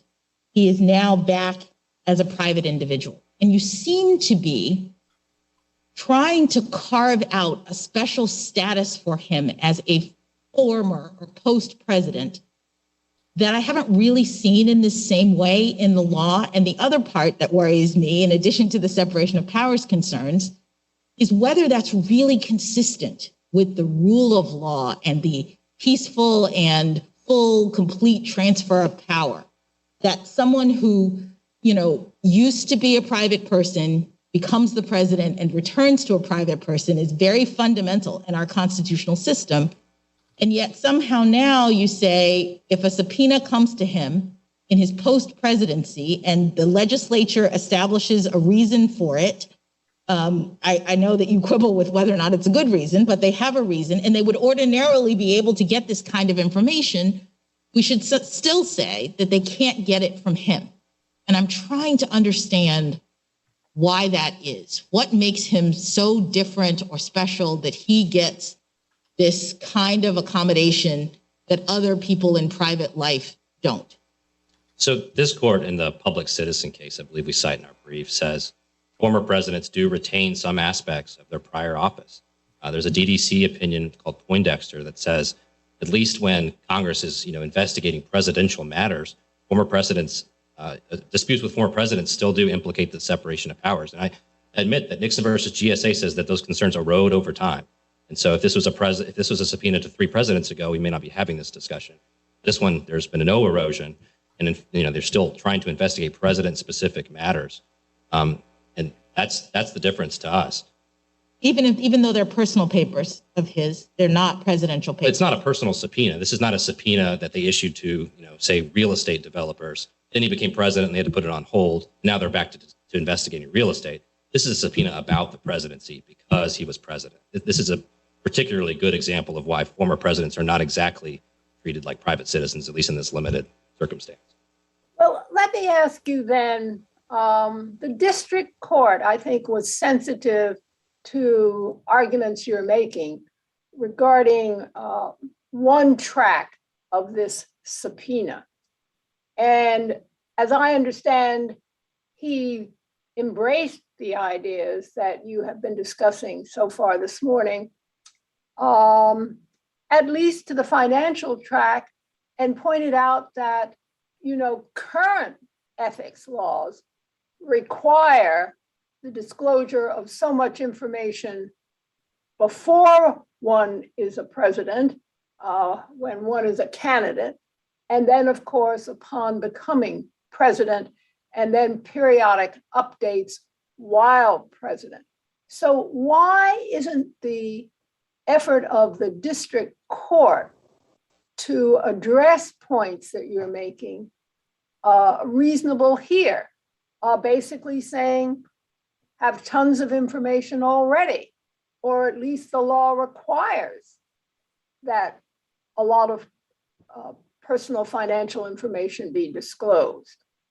As to the other two tracks, there is a different way to look at those tracks, and the district court did. Is your position, and I understand your first position is it's all or nothing, but suppose you had to consider the various tracks of this subpoena, would that make any difference to your argument? Judge Rogers, our position is that you can't look at the separate tracks. You look at the subpoena. The subpoena implicates the separation of powers or not. That's what the Supreme Court did in Mazars. It was fully aware of what it called the broad legislative objectives, including the GSA rationale and the emoluments rationale for the Counsel, subpoena. I know you don't want to accept the premise of the question, but the premise of the question was, as to the financial papers, I thought the district court was taking into account the very types of arguments you're making today with respect to everything requested by the subpoena and tried to draw distinctions. And I understand your first line of argument is can't do that, but I'm pressing you. Suppose the court decides it is appropriate to do that for some of the reasons that the other judges, my colleagues, have raised this morning. What would your response be?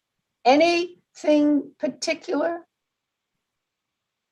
Well, Judge Rogers, we think that these tracks fail even the ordinary standard that would apply to private citizens. But I would note that no one in this case is arguing that that standard applies. The committee says you should apply Nixon versus GSA, which is a form of heightened scrutiny. It may not be as heightened, but it's a form of one.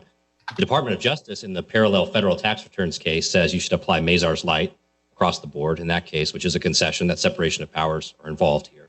So if you're applying some form of heightened scrutiny, wherever you fall on the scale, we still think those rationales, which I believe you're referring to the GSA rationale and the emoluments rationale, those still fail the factors that you would consider under any version of heightened scrutiny. And I'm happy to go through those rationales independently. And by that, you're equating that with the Mazars test. Am I correct? In other words, you're not saying more than Mazars. Correct. Under Mazars, I mean, look at one of the easiest examples of this is my friend says that the committee is studying the bidding process for the GSA lease.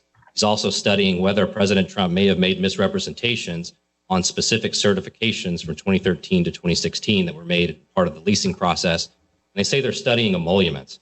This subpoena doesn't ask for documents that went into the bid. It doesn't ask for documents that went into the certifications. It doesn't ask for emoluments. However you define emoluments, it's not limited to those investigations at all. It's overbroad under. So can I ask about the financial disclosure track?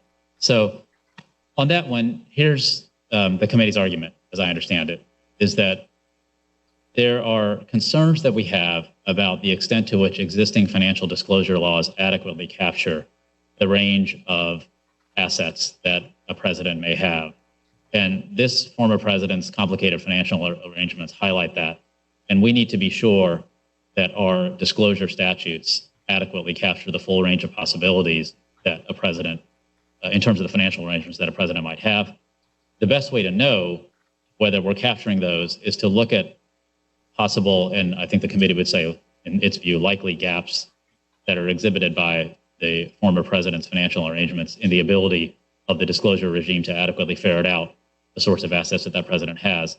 And the only way we can understand that is to look at the underlying financial papers so we can get a good read of what's going on, and that will inform us as to the kinds of revisions that we may need to implement vis-a-vis these financial disclosure laws going forward for future presidents. What's wrong with that?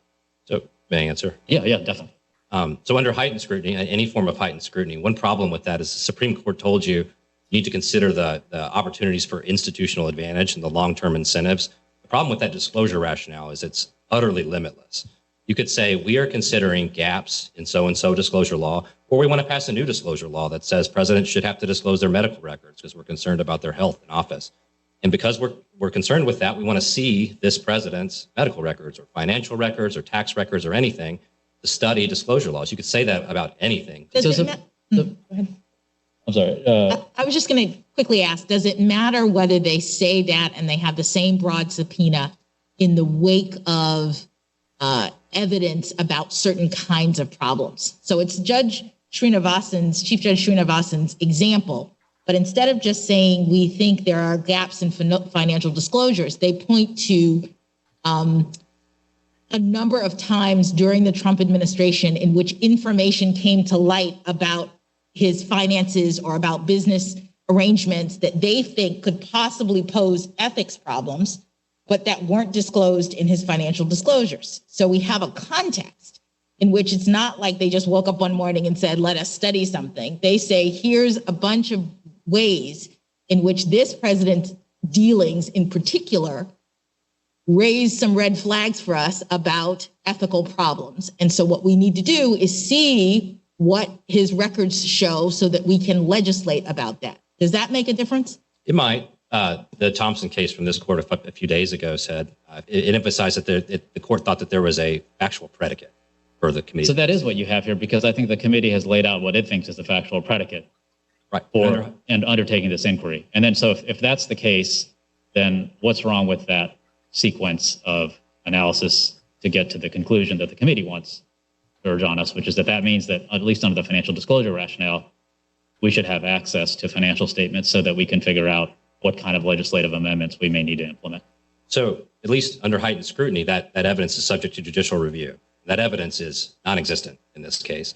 The committee says, and I think this is the sum total of the evidence, that there was a loan to Michael Cohen in 2017 that was not disclosed, and it was later disclosed. But they've submitted a separate request for that information, and this subpoena has nothing to do, would not reveal any information about what happened there. It's not calculated to at all. The other evidence is that Michael Cohen said that when you were a private citizen, you may have inflated or deflated assets when you were bidding for the Buffalo Bills or when you were talking to New York tax authorities. Then they're using that to say, well, if he did that there, he must have done it on his financial disclosure reforms without pointing to anything on the financial disclosure reforms that is even suspicious.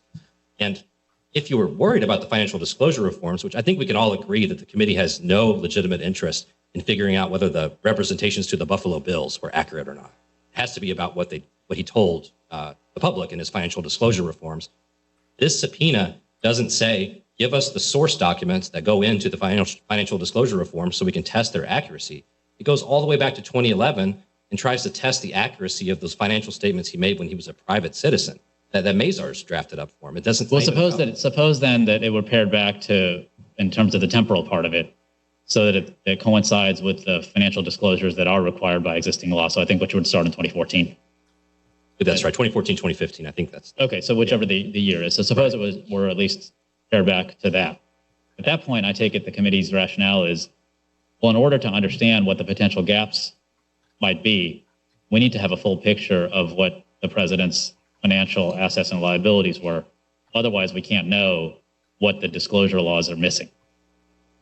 There's two parts of that. One is they've already identified some of those possible reforms, that maybe you should have to disclose exact amounts instead of broad ranges.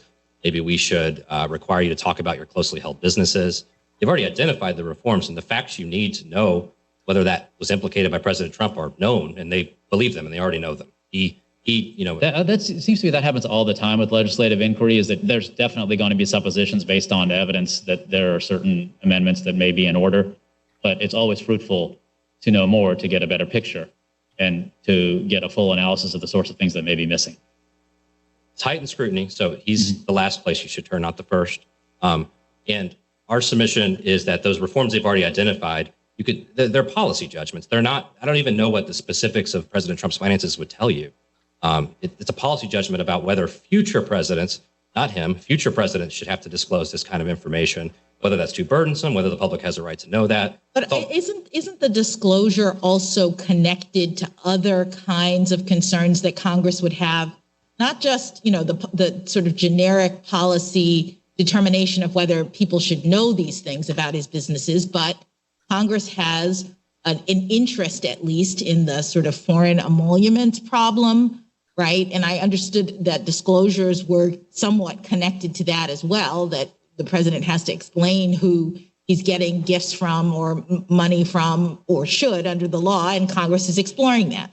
They also say, with respect to the GSA issue, and I know we sort of shifted to finances, but back to GSA, I had understood that part of their rationale was wanting to have tighter oversight over the GSA itself because of the concern that there might be self-dealing going on, since the president uniquely is the boss of GSA and is undertaking to also hold these leases.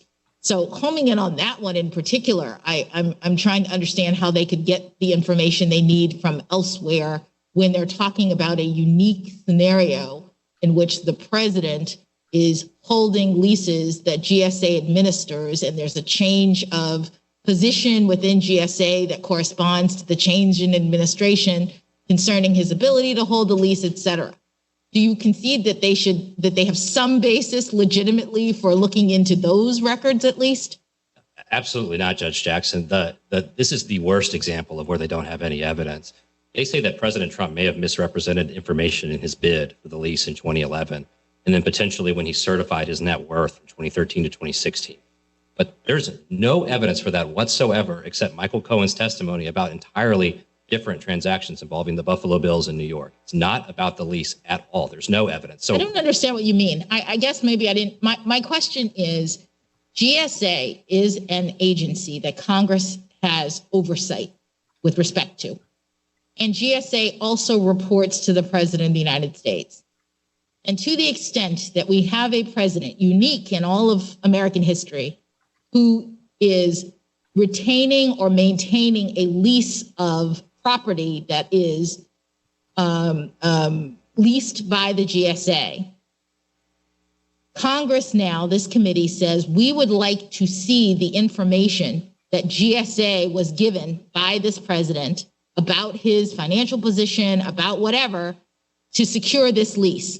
Because we may need to change our legislation in the future to the extent that we think, as a policy matter, that presidents should not be allowed to lease out federal property. So I don't know what that has to do with the Buffalo Bills, but I'm trying to understand why that isn't a legitimate inquiry of Congress, and why, at the very least, they shouldn't have access to the records that the president provided to substantiate his lease bid in this situation. That's exactly right, Judge Jackson. They may have an interest in the documents that President Trump submitted to GSA. They have every single one of those documents already because they've asked GSA for them. They have them all. They're all posted on the committee's website. The financial statements that President Trump submitted, they have them already. They're posted. And the certifications themselves, anything that went into the bid, they all have that. It's all posted in public. They have that already. So your objection to this one is it's duplicative, what they're asking for, that it's not necessary because they already have it. I'm objecting to really what they don't have yet. And what they don't have yet are source documents that would, get into the nitty-gritty of exactly the President Trump's entire financial situation from 2011 to 2018. They have the statements that were made to GSA, and that's exactly what they need to legislate. If you think GSA's processes are insufficient, you would look to what was submitted to GSA, and you would study that and ask GSA, what else would you need? Why don't you ask for this? Why do you ask for this? They have all of that information already. What's left is just, double checking it against President Trump's entire finances for over nearly a decade's stretch. And just one last point, if I could, on Judge Jackson on GSA. One thing that we agree about from this court's prior decision is what Judge Tatel called a statutory litmus test that it applied in that case. And what Judge Tatel was saying is that this subpoena, even under a pertinency standard, which applies to any individual in America, it's the lowest standard that exists in the law. Even under a pertinency standard, this subpoena is only possibly pertinent to laws that would study presidential finances. And what he meant was it's not pertinent to laws that would just apply to ordinary executive branch employees or agencies. It has to be a law that, quote, laws that, quote, apply to presidents directly. The only thing they've ever identified for the GSA rationale is a law that would ban presidents from entering into leases with GSA. And there's just nothing about these records that helps you make an informed decision about that kind of legislation. Can I get back to something that is president-specific, which is disclosures, or at least it could be president-specific, and there's been some president-specific legislation that's been identified that could be amended or enacted. As to that, is there anything in the scope of the subpoena that you think is fair game? Well, we have purpose-based challenges to this subpoena that it's actually not about legislation. Right. So those are the kind of they cut across everything, and they would just void it ab initio. But so just hypothetically assume that we're past that, and we're talking about the application of the Mazars standard to a subpoena that we think is adequately founded in terms of the pursuing a valid legislative objective. Yeah, really. Is there anything within the scope of the subpoena now that you think would be something that the committee could lawfully get? Sure. I think under Mazars, no. That's my question. Yeah, under Mazars. So you think Mazars means, even if we get past your threshold objection, that there's not a pursuit of a valid legislative objective? You think if we think that amending the financial disclosure laws to address potential gaps is a valid legislative objective, and we think, contrary to your argument, that that objective in fact is in play here, and it's not just a subterfuge for something else, but that's in fact in play here, or at least we have to defer to the committee's statement that it is, and its indication that it is. Even if we're at that part of the analysis, you think under the Mazars standard, there's nothing in terms of the financial records that Mazars has vis-a-vis former President Trump that could be within the fold of a valid subpoena?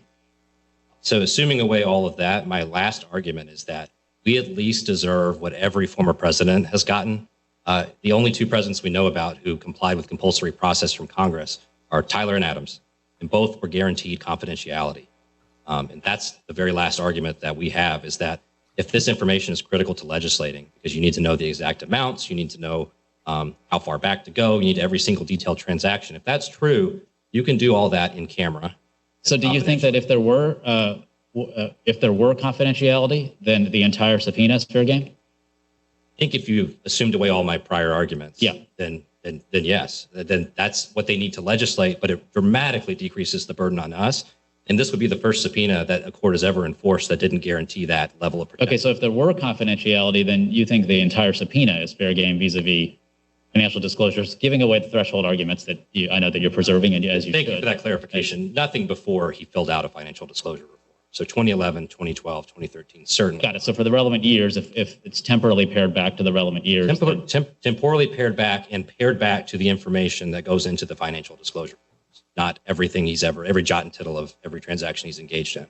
But as to that, I think the argument is that we don't know what's missing in terms of what should be in financial disclosures until we get a real assessment of what the financial statements contain. Because yes, there were things that would go into the financial disclosure forms, but the whole point is, are there things that we ought to be asking for and we ought to make sure are within the fold of that to assure that we have accurate assessment of the president's assets and liabilities? And we can't know that until we get all the financial information. They do know that. They've identified and even passed several of those reforms in legislation already. But to the extent that the argument boils down to, we don't know what we don't know, so we need to go looking to find mistakes that we don't know about yet, to do reforms that we haven't thought about yet, that's the kind of reasoning that can't survive heightened scrutiny. It would justify. I think it can't survive it at that level of generality. That's got to be true. But if you have an adequate evidentiary foundation for thinking there may be a problem, that seems to me a little bit different, because then it can't be that you have to know ahead of time once you've already identified a problem. Otherwise, you could never know the scale of the problem. So if you give on the notion that there's an adequate evidentiary foundation, and I know you don't, but I'm just asking you to accept a lot of premises that you are resisting for understandable reasons. If you give on that, then it seems to me that it can't be that what the committee can validly seek is only that which we already know goes into financial disclosures, because there's got to be some zone for inquiry into what ought to be disclosed but never even was within the ken. If we stipulate that the committee has a sufficient factual record Yeah. to go looking, then at least the subpoena should be tailored to that factual record. This one is not at all. I believe they've identified, closely held businesses. They want to know the structure potentially of closely held businesses. They want to look into loans that may or may not have been disclosed. Then issue a subpoena for loans or for what are closely held business structures. It needs to be some level of basic tailoring under any version of heightened scrutiny. And then one last question along these lines. Suppose we reintroduce non-confidentiality. And so we don't say that everything is going to be held confidential. Then is there any documents, if you accept all the other premises besides the confidentiality one, are there any documents that you think are within the fold of a valid subpoena?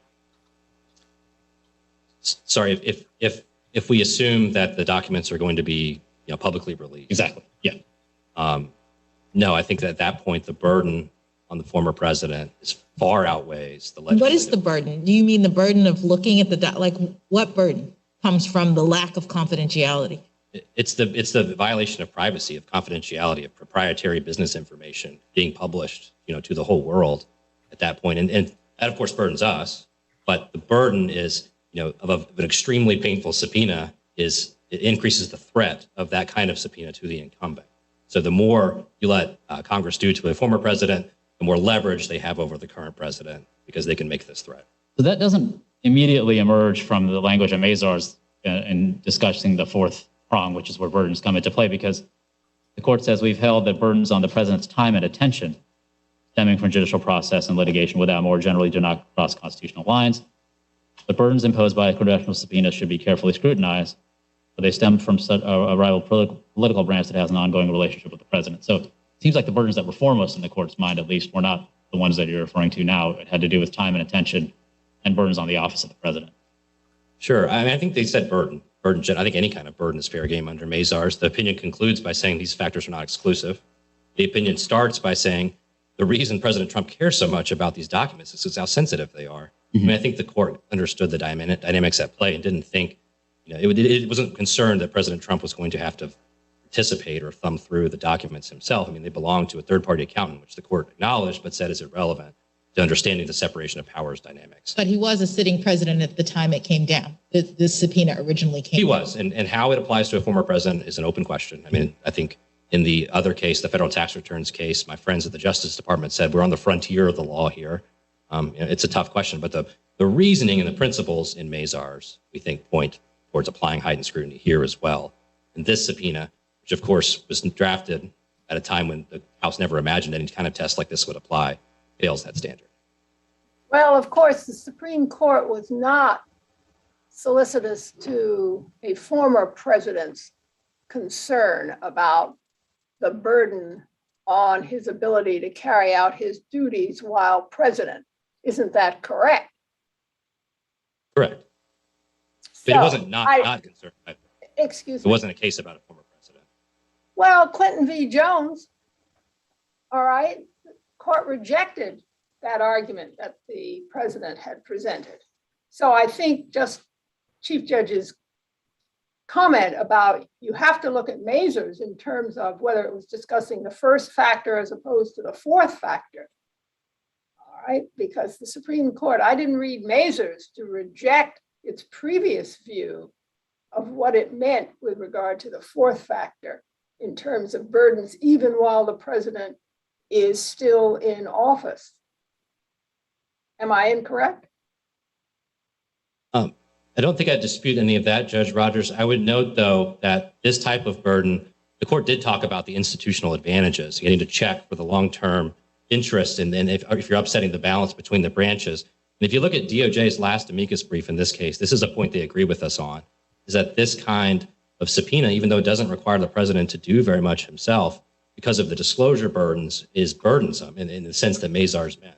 They agree with us on that. And the important thing is, Mazars has four considerations, but Mazars is an application of the legitimate legislative purpose test. That's always the test that applies when Congress demands information from someone.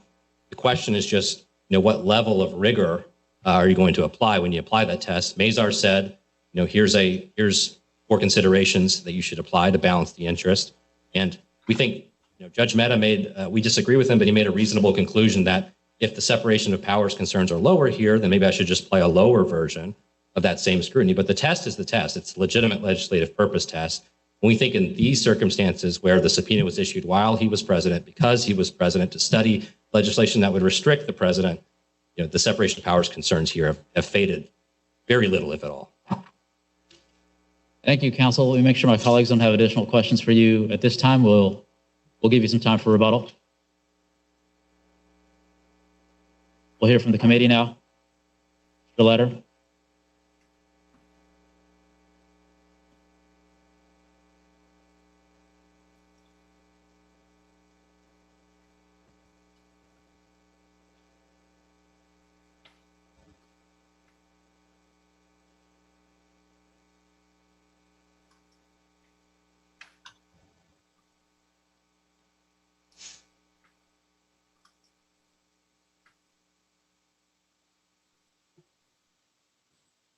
Good morning, Your Honors. I'm Douglas Letter, the General Counsel of the U.S. House of Representatives, and with me today is Associate Counsel Stacey Fossil. Your Honors, I must start out with one point, and then I want to go into, there was a lot said in my friend's argument that is worthy of being addressed. We urge this court in the strongest possible terms to rule as quickly as possible. A panel of this court on which Judge Jackson sat recently issued an opinion very quickly, and we strongly urge that you do that as well, so that the committee has, the Oversight Committee has the ability to carry out its responsibilities. As far as jumping right in, Chief Judge Srinivasan, I think you asked one of the key questions about what would have happened if this subpoena had simply been issued after Mr. Trump was no longer president. And that goes to so much of the argument here that I think is flawed of my friend, Mr. Norris. He says, well, it would still be invalid because it's very invasive. It's invasive of Mr. Trump's privacy. Well, that has absolutely nothing to do with what the Supreme Court decided in Mazars. And remember, all of this information, every single bit of it, is not privileged. That was made quite clear. The Supreme Court said that.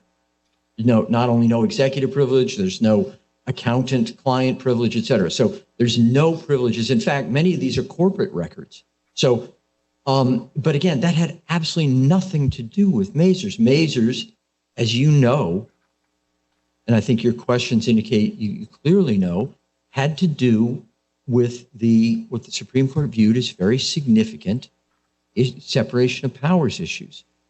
But your counterpart, my friend, your friend, we have argued against each other enough times now that I think we consider ourselves friends. Your friend characterizes Mazars differently than I had thought, and so I'd like your response to that. He suggests that it really isn't sort of separation of powers, that it was about the court being concerned about the subpoena itself and its nature and its thrust and what it was trying to do in a negative fashion to President Trump. So can you respond to that? Yes, Your Honor, I think it's absolutely wrong. The Supreme Court makes quite clear that what they're concerned about is a clash between the branches, an ongoing relationship between the executive and the legislative branch. It's all over the court's opinion. But what about this idea that there still is a concern about separation of powers in a world in which former presidents can immediately be subpoenaed for all of their personal records as soon as they leave office? He says that's going to still allow for the kind of leverage over sitting presidents that the Supreme Court specifically identified in Mazars? Why is he wrong about that? Yes and no. He's right. We concede there is a separation of powers issue here. And by the way, I'd like to come back to, because Judge Jackson, you asked a question that I think shows there's a very serious separation of powers issue raised by what Judge Maida did here. But going back, yes, Judge Maida correctly said there is at least a separation of powers question about whether there would be so much pressure on the current president if the House went to him and said, you're not going to answer this now, fine, we know, boy, are you in for it later. You're going to so regret this. And so here are a list of things we want you to do. We want you to sign this bill. We want you to do this. We want you to do that, because otherwise we're coming after you later. Yes, that could be a hypothetical separation of powers interest. It is so far removed from reality, both specifically and broadly. Obviously, why is it removed from reality? Wasn't it obvious that was what was going to happen? No, I don't think so, Your Honor. Not the threat part of it. I mean, no one's going to actually affirmatively articulate it as a threat. But in terms of the likelihood that the subpoena would survive, wasn't that what everybody? In fact, I think the committee said so. Yes, there was definitely a possibility the subpoena would survive. But one big question is, would President Trump have gotten reelected? In which case, we still would have had the Mazars test, which, by the way, we think right. But even assuming right. he right. wasn't going to get reelected, I think the committee said that in the Maloney memorandum, at the end of the Maloney memorandum, I believe the committee just said this is going to continue no matter what. I think you're exactly right, Chief Judge.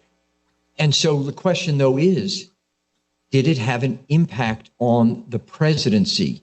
Did it inhibit the presidency as the president carries out his functions? Clearly, it had no impact on that president. President Trump, there's absolutely no evidence of any kind that this had an effect on him.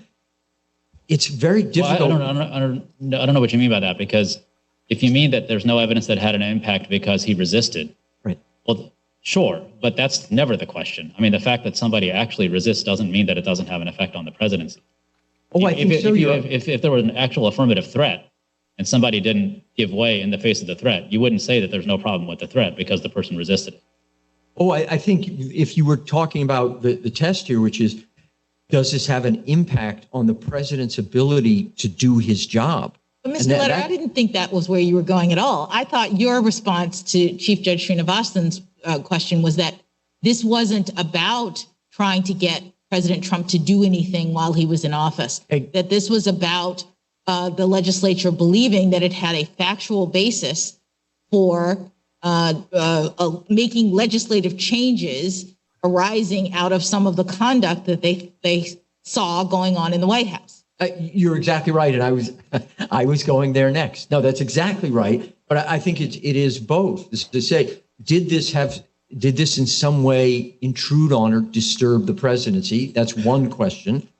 And two is, as you've said, this wasn't a situation where the oversight committee was saying, you better answer these questions or we're going to issue a subpoena later, and so you better sign thus and such a bill, or you better withdraw the funding for the border wall, or some way that it intruded on the presidency. It clearly didn't, nor can we think of any situation in our nation's history where Congress seeking information from a sitting president that then might carry over to seeking information from a later, when he's no longer the president, would have in some way disturbed the presidency, especially because, as I say, in every situation, unless the president is actually, impeached and convicted, which has never happened, there'll be a new Congress.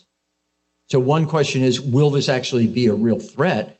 And two, what impact would this likely have? And so we admit there is this hypothetical concern, but we think it is so weak that basically there is almost nothing here as far as the balancing on the side of the executive. So you don't think the Mazars test, as the Supreme Court articulates it, applies in this situation, or you do? We do not. All right.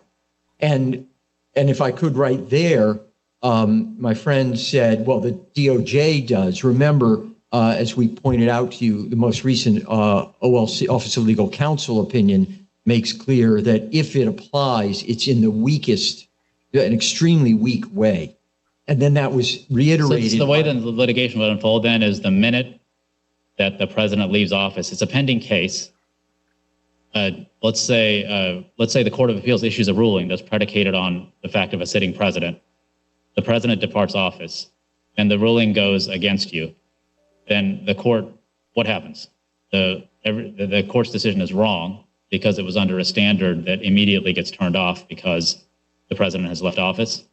That's correct, Your Honor. And as we know, that is correct. Everybody believes that an ex-president can be criminally prosecuted. So that could be the day after he leaves office. Nobody thinks that, he's a recent former president, and therefore he can't be criminally prosecuted. Right, but you wouldn't have had the prosecution before. I mean, in this case, I'm assuming a case that's pending. Well, who knows? Maybe we would have some situation where there was a threat of prosecution, and then, as we know, the moment the president leaves office, everything changes, which is completely consistent with what this court decided the other day in Trump versus Thompson, because we have only one president at a time. But there wasn't anything before in Trump versus Thompson. There wasn't something that it was in existence at the time that President Trump was in office. That is correct, Your Honor. But here there was. Except actually, I think I answered too quickly. Obviously, if it was going to be the Congress with the Democratic majority, there was a good possibility that there would be requests under the Presidential Records Act for records of an ex-president. So yes, that actually was certainly something that anybody could have contemplated. And yet this court clearly thought that whatever effect Mazars had, it was very, very reduced. Well, Mr. Letter,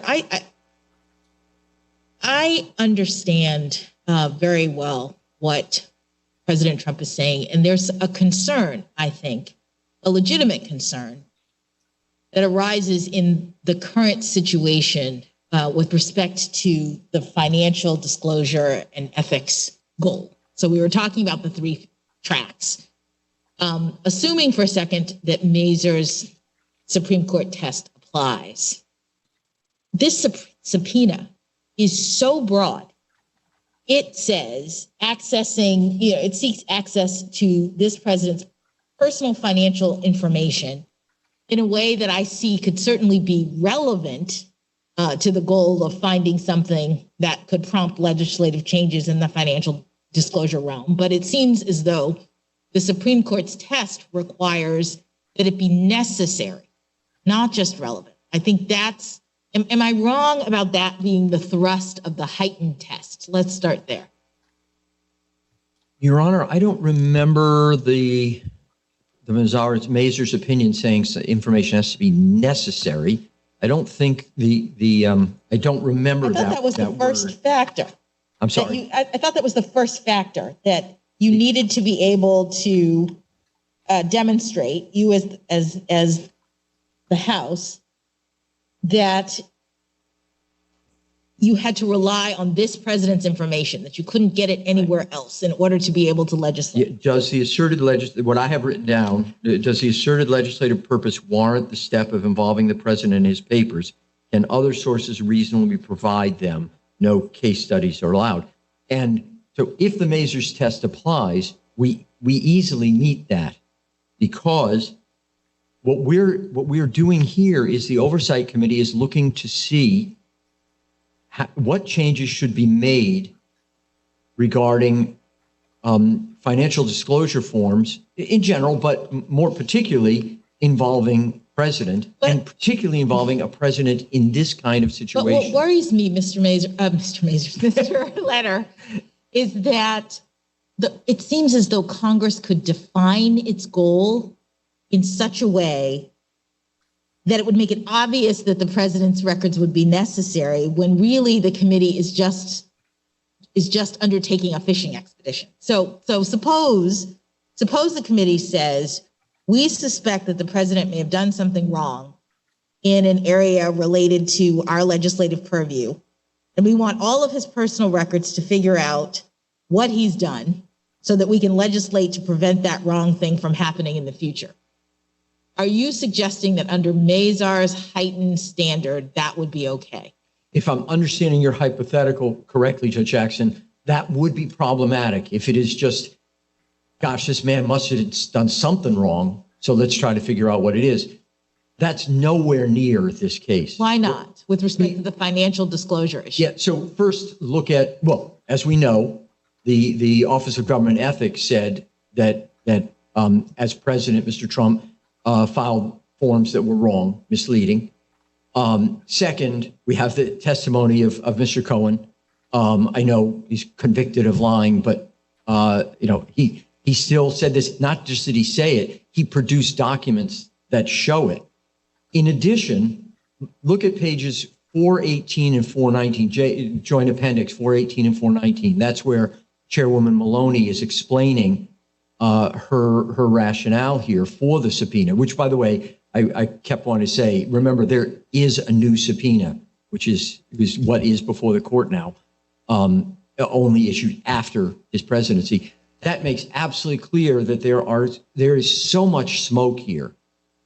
But I guess isn't the answer to that more law enforcement? I mean, if the evidence is that he may have done something wrong, then I'm still struggling to see why legislation is going to be the problem. More legislation. If he broke the law in some way, then the answer should be law enforcement, right? Not more legislation. No, and first of all, this court rejected that argument in its prior opinion, in part that I don't think the Supreme Court touched at all. So the fact that there might have been laws broken, that doesn't mean that Congress can't investigate to see whether there should be legislative fixes. So this court has already rejected that view. And as you know, we believe that is a precedential on this court, precedential with a C, not an S, on this court. But two, no, as we know, Congress can't do law enforcement. Congress is barred, can't prosecute anybody. But what Congress can do is say, how should we structure financial disclosure laws in the future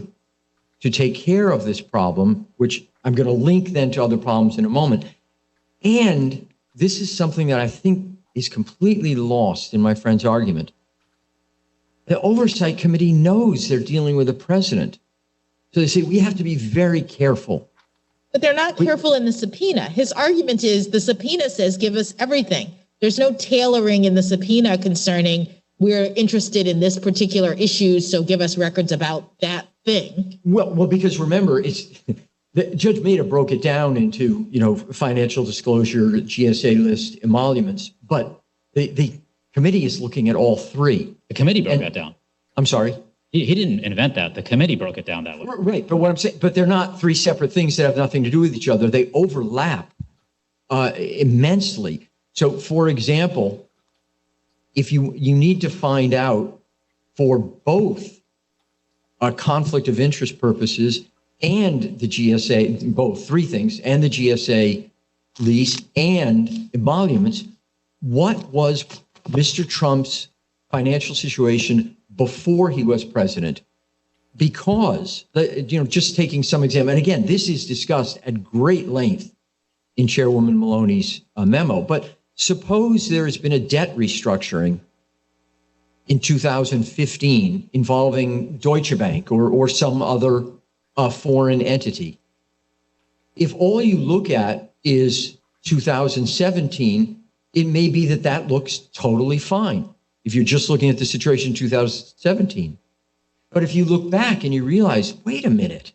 Well, then why stop at 2011? I mean, you could support a committee subpoena under that logic that goes back forever. Who knows how far? Between 2011, we wanted to be, I'm sorry, Your Honor. Yeah, for as long as Mazars has had a relationship with former President Trump and all the Trump entities, under that logic, the committee could go back forever. And at a certain point, you may say, a court might say that's just too much. So we tried to make this more reasonable. 2011 is when GSA solicited. So can I ask the following question, which is somewhat in the air in with some of the points that you've been making.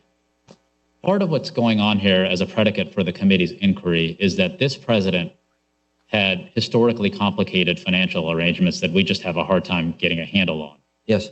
And we need to have access to the full range of financial statements and all the supporting documents and even the engagement letters so that we can adequately understand his financial arrangements with an eye towards amending the disclosure laws to capture some comparably complicated financial arrangements going forward that future presidents might have.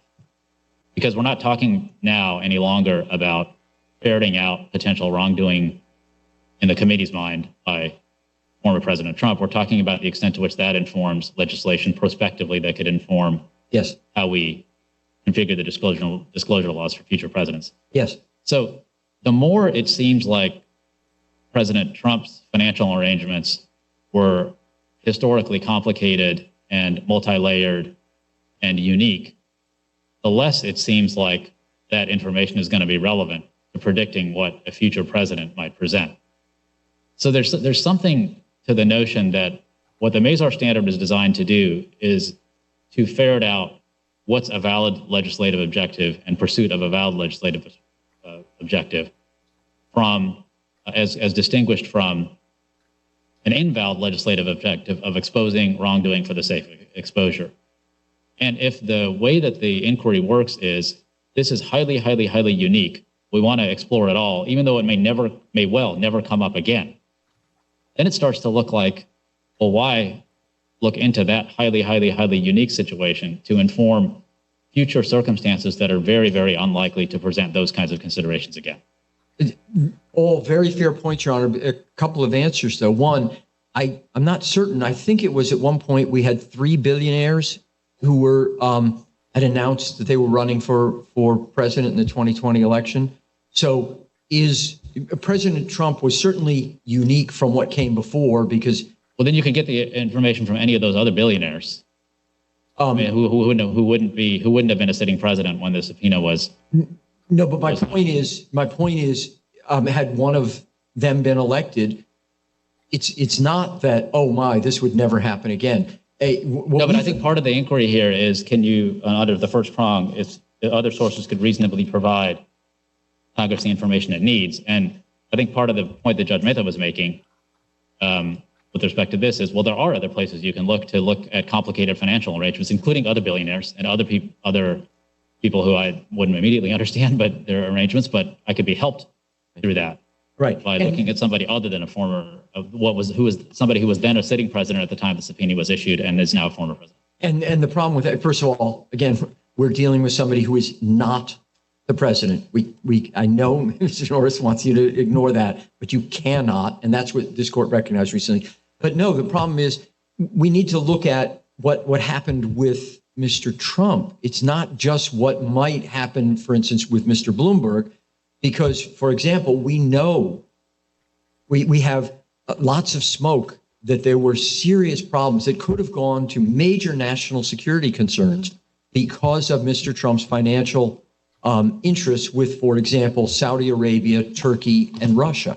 But isn't what makes the Mazars test a heightened test that you would need to say more than just generally we have lots of smoke here? You would need to say what it is that you're looking for in his records, why you think if you find it, that's going to inform or advance some legislation. I don't know what makes the Mazars test heightened if you can just say, we think that there's a lot going on with the former president and his finances. You're right, Your Honor. The Mazars test means you have to show more, and that's why the Maloney 50-something page memorandum does explain the more. And by the way, the October 8th letter from the committee back to GSA that Mr. Trump submitted to this court, we'd be quite happy for you to look at that, because that also shows that we clearly meet the heightened standard. There is so much smoke here. It's blinding. And it's hard to breathe because there's so much of it. And I'm quite astonished by my friend's argument that, oh, there's nothing here.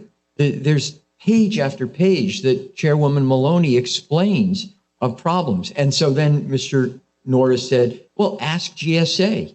Well, the problem there, one, we have asked GSA. We've gotten some material from GSA. We haven't gotten everything. But here's a key problem. Do you have everything that he gave? That was one particular point. Everything that President Trump gave to GSA to evaluate leases, your friend says you have. I believe the answer is no. I'm asking my associate to write that down, and so we can check, but I'm fairly sure the answer is no. But here's the key point. Even if we had everything, that assumes that what Mr. Trump was submitting to GSA was accurate. And that's exactly one of the problems. We know that there were serious problems with things that Mr. Trump would show to entities like GSA or to a bank, which would be very different from what was shown to tax authorities, et cetera. Now, who knows? Maybe that's legal.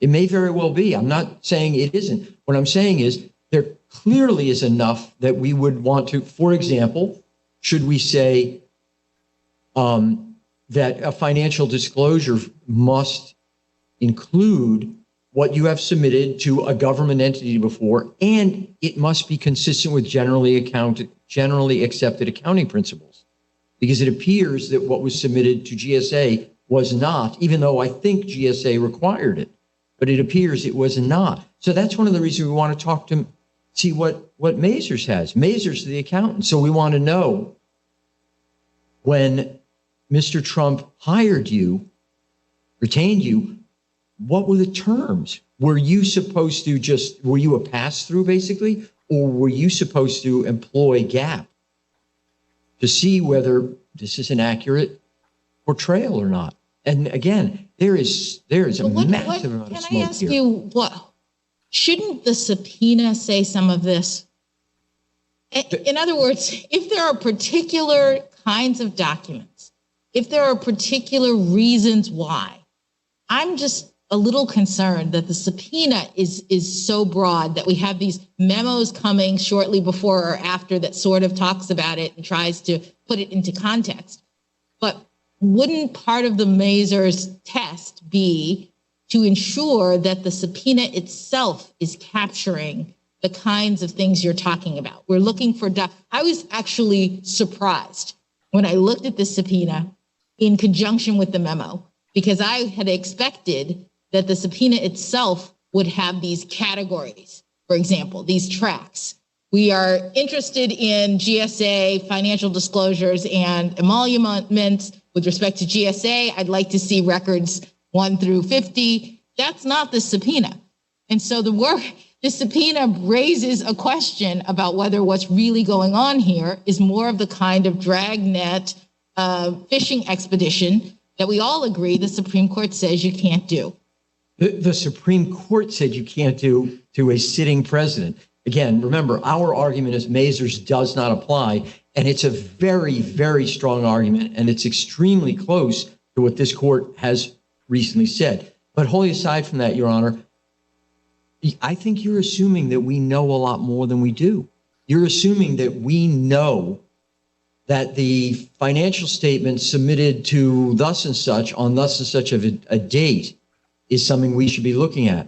Well, we don't know. Maybe there are all sorts of documents out there, and we don't know what Mazars did to them. We don't know how they were crafted. We don't. For all we know, remember, one of the things we've asked for is background documents. Is there a document from Mazars? Mr. Bender is the one who's mentioned the subpoena back to the Trump entity saying, we've noticed a major discrepancy between this and that, and we're concerned about our accountant's license, actually, if we submit this. Can you explain this? And just to be clear, suppose that there is such a document. The reason the committee wants that document is because it's going to inform the committee as to what to do with financial disclosure laws dealing with future presidents. So we're looking at what one particular person said to the former president at one particular point in time so that it can inform disclosure laws vis-a-vis future presidents that will never have had the same kind of interaction with that same person. Yes, because again, remember, it's not just financial disclosure. Emoluments, for example. What was the relationship between the president and foreign entities and foreign banks? We've learned that there was some sort of renegotiation, some sort of terms were changed before Mr. Trump became president. But then when he's president, does that mean that he was paying less on a debt than he would have been before? And therefore, that would very likely be an emolument. Should Congress pass legislation attempting to define emoluments? And the emoluments one, at least a couple of the tracks, the financial disclosure track seems to me to be the one that gives you the broadest access to documents, but I may be wrong. So it gives the broadest access to documents if that one's sustained. The lease one is a pretty specific rationale. And the idea that the full range of the subpoena can be justified by the lease track seems tough. There's a lot of entities that don't have much to do with any lease. There's a lot of time that doesn't, well, the time part of it actually is closer on the lease because the lease started in 2011. But the entities and the scope of documents that are requested, that they seem pretty far removed from a specific lease about the post office. And again, Your Honor, that's why these are all interrelated. It was a single subpoena that had various. So would you agree that if the only track that was asserted by the committee was the lease track, that the subpoena is too broad? I'm not sure, Your Honor, because we don't know. Even with the entities? Well, because yes, so, because there were five. There were. Remember, we asked for documents from 5 entities, and Judge Maida mistakenly thought that only 3 of those entities were involved with the lease, but the Maloney memorandum and the October 8th letter shows that all 5 were indeed involved with the lease. So we remember. So concerns about a specific lease about a specific property between the former president and GSA allow access to 8 years? Is it 2011 to 2018? Is that what we're talking about? Yes. 8 years of every financial record that the president has with Mazars. Well, remember, it's only records that Mazars has. Remember, the subpoena. That's why I said with Mazars. Yeah. I'm sorry. With Mazars. Right. Because you haven't asked the president directly, but former president directly, but with Mazars, every record that the Mazars has vis-a-vis this client and the complex of entities. So if all we were doing was looking at the GSA lease, it might very well be that we would say it has to in some way pertain to the lease. That could be, yes. But again, right. So I mean, and those are the letters that the committee has given to GSA. The letters that the committee has given to GSA to ask for information, they're not asking for every possible thing. Well, the GSA wouldn't even have it. Correct. But they're tailored to the lease. Yeah. So it seems to me that the scope of the subpoena is quite out of whack with the lease track. Maybe I should have answered Your Honor's question differently. If all we were doing was looking at the lease, the subpoena would probably have been written differently. Yes. Right. But that's not what we're doing. Not just the financial disclosure. Then we also have the emoluments. The emoluments does require something very broad because that's not just about the GSA lease. That's one of the most important points. And by the way, I don't want to forget this, so I'm just going to interrupt myself to say, remember, the domestic emoluments clause applies only to presidents. So if there are concerns there, which there are, we have to get information about presidents. It doesn't do it, Judge, and I think he wasn't president in 2011.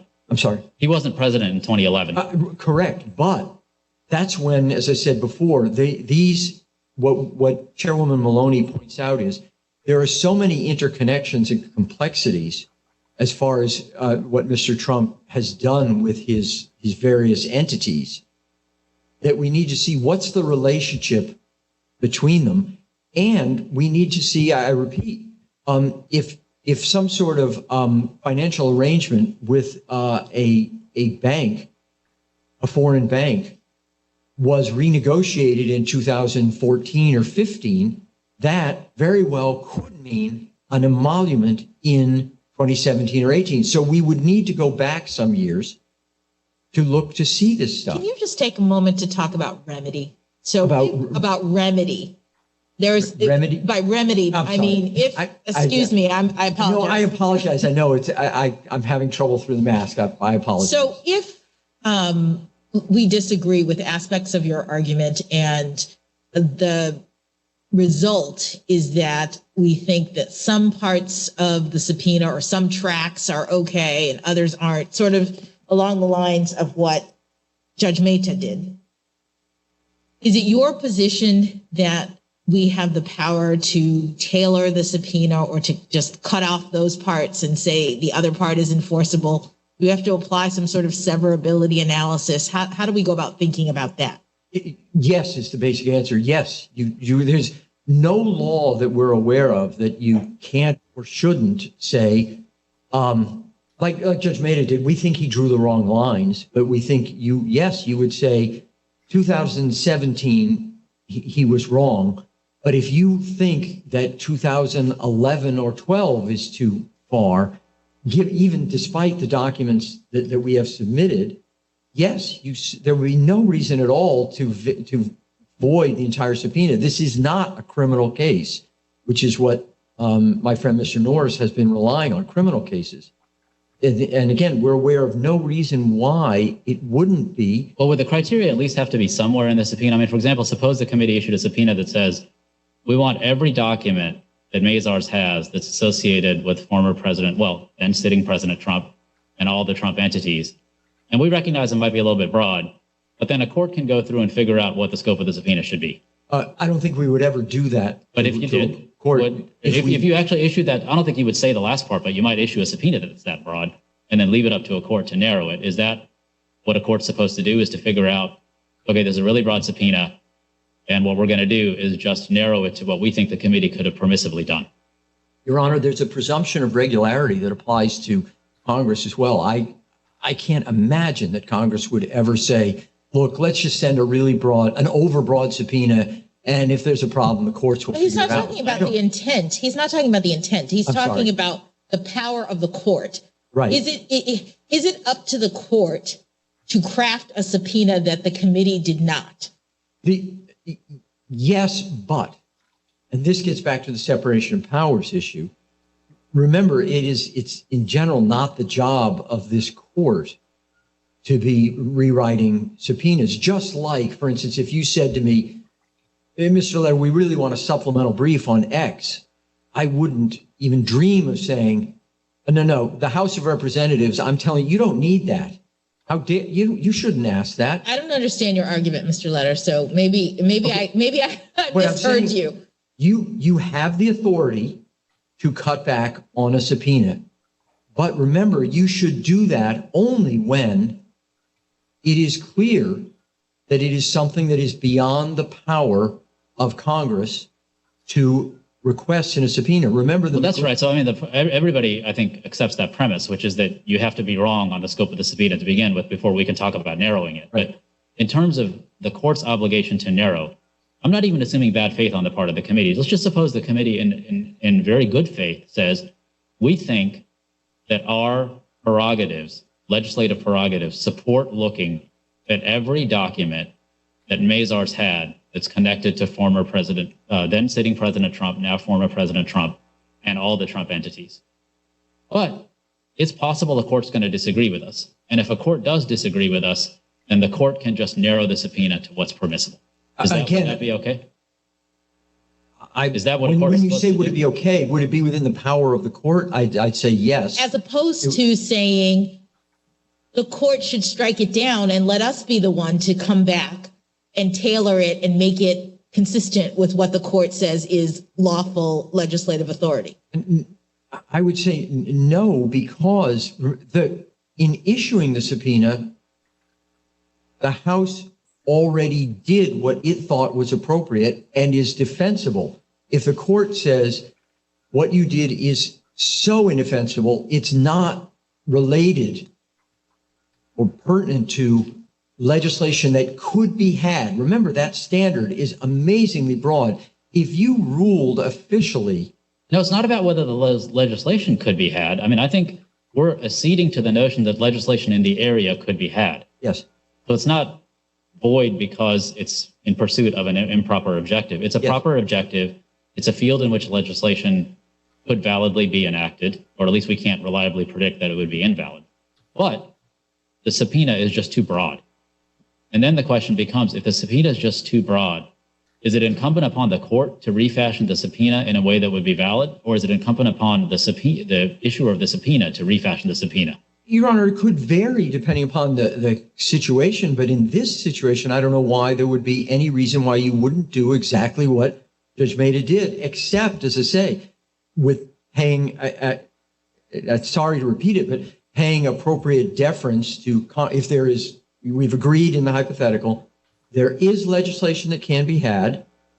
The subpoena is valid, but might be overbroad over here, over there. I don't know. So to me, it seems to me what's relevant is what the over here and over there is, because if it's reducing the number of years, that seems pretty concrete and easy, because the subpoena just reads in terms of the number of years. And if it were as easy as saying years X and Y are off limits, years Y and Z are on limits, X and Y, and then Z is on limits, that would be one thing. But if it's refashioning the scope of the subpoena in terms of the documents that are being requested from a particular entity, that seems like a more subtle exercise. I guess I'm a little hard pressed to think of a situation when the court finds that the subpoena has a valid legislative purpose, and it involves, like here, it involves specifically defined types of documents and specific years. If the court were, there would have to be an amazing situation before the court would say, no, this is too broad. I think Mazars calls on courts to do that kind of thing. If you assume Mazars applies, so let's just assume it's a sitting president. Okay. Let's just make it easy. If Mazars applies. Assume it's a sitting president. Then I think Mazars calls for that, because it asks, can't rely on information if other sources could reasonably provide it. That may not be something that's within the four corners of the subpoena. It may be that other sources supply some information that's within the subpoena, but not others. And then there's another criteria that says that it can't be no broader than reasonably necessary to support Congress's legislative objective. It may be that some aspects of the subpoena are broader than reasonably necessary, and other aspects are not. So you could have a situation in which you have to fashion a subpoena that's narrower in ways that are not immediately obvious from criteria that are set out in the subpoena itself. Well, I guess, and my other response is that's exactly what happened here. The Supreme Court changed the rules, as it can. The Supreme Court said, here's the new test. And we said, we can meet that test. But you issued the subpoena at issue here after the Mazars ruling, correct? Yes, but it's the same. I understand, right. But you had the opportunity to tailor your subpoena to what you understood the Supreme Court to be requiring. Absolutely, Your Honor. And other subpoenas, as were pointed out by my friend, Mr. Norris, some other subpoenas were more narrowly tailored. Here, again, this was the exact point of Chairwoman Maloney's very long single-spaced memo, was to show Judge Maida, to show you, if necessary, to show the Supreme Court. But why, as a result of that, why doesn't it all rise and fall with this court's interpretation, or ultimately the Supreme Court's interpretation of the breadth of the subpoena? In other words, if you knew that the Supreme Court was saying, here's what you have to do under these circumstances, and you issue a new subpoena that, let's say, doesn't conform. Right. Why is it the responsibility of this court to carve out the parts that don't conform, leaving the rest intact, as opposed to saying, this subpoena, Congresswoman Maloney, thank you for trying, but you didn't quite get it in terms of your explanations or whatever. So if Congress would like to do it over, they have the opportunity to do so. Vacated. And why not that as the remedy? The reason is because this court, in issuing that decision, it would be totally inappropriate for this court to say, you tried, but it's just too broad. That's not what you would do. You would say, Judge Maida did, it's too broad because you could get this information from GSA, or it's too broad because you're going back too far. Yes, we say all of that, and there are parts that are untouched. The question is, do we only vacate or invalidate the parts we talk about specifically in that way? Or do we say we are giving deference to you, Congress, in light of our determination to go back and figure out how you want to go about getting the rest of the information? First of all, it's not an either or here. Suppose this court rules that the following years, entities don't meet the test. You would tell us that in an opinion. The rest of the subpoena, though, would be valid, and therefore you wouldn't have any reason why you would overturn it. Ms. Maloney, Chairwoman Maloney, could then, and so that subpoena would be valid and that would be enforced, except insofar as you struck it down. And then Chairwoman Maloney could say, oh, you know what? We actually can, on one of those, we now have more information. We can show that 2011 actually is key. So I'm going to go back and try again with a new additional subpoena that would address the things that you thought were invalid. But I can't for the life of me figure out why, if you don't have a problem with parts of the subpoena, why those would be struck down. I don't know why that would be. But again, we could then, yes, we could fix the parts that you said, unless you said there is no possible way this could be fixed. That'd be one thing. But otherwise, sure, we can go back and fix it if we think that's a reasonable use of committee resources, et cetera. Then we certainly could do that. So that's why I don't think it's an either or. Can I ask one question about a different part of the arguments that you put forward in your briefing, which is part of your arguments in your briefing is we need this information because it will inform us as to the contours of future legislation. We have to understand what the deficiencies may be. The best way to understand the deficiencies is to understand the financial state of the former president, and that'll inform us going forward. Another part of your argument, though, is that if we can get access to this information, it may persuade legislators to come on board. And for example, there's the Senate that's out there. Maybe there's some House members you'd like to bring on board who aren't already on board, but there's other legislators. As to that aspect of the argument, if it's invalid to have exposure for the sake of exposure, is it valid to have exposure for the sake of exposing it to other legislators? No, it is not, Your Honor, because exposure for the sake of exposure, and remember, the court, this language is in several Supreme Court opinions, and it's also tempered in those very same opinions. What the court has said is if you're just exposing private matters for embarrassment, et cetera, that's one thing. But it's not just private materials for embarrassment. If you're saying, we now have this material, and we think it shows that the bill ought to be framed thus in such a way, and we know that there are skeptics in the Senate because the skeptics already rejected H.R. 1. And so it's for the legislative process, it's not just exposure for the sake of exposure and embarrassment. It's so that we can convince ourselves that something is necessary, and we then present it to the other chamber and to the sitting president to say, here is why. And is that type of logic going to be available every single time there's exposure for the sake of exposure? Legislature can always add on, oh, by the way, it's not just for the sake of exposure, it's so that people will be persuaded. I wouldn't think so, Your Honor. It would again, if what, back to the, when the case was argued earlier, I was asked things like, well, what about the president's diary from when the president was 12 years old or something like that? I doubt that we would ever be able to match that with something that would convince senators that this is a good bill. Was your point that it's exposure in service of legislation? That the reason why it's different than what Chief Judge Srinivasan just pointed out is that it's not just exposing people, exposure to prompt legislation necessarily, but it could be exposure to demonstrate why a draft bill or something like that is necessary. Necessary and I would think often properly limited. Again, remember here, we're very cognizant of the fact that we would be legislating in ways affecting the president. We have to be worried about separation of powers concerns. We have to be worried, is a president going to sign this?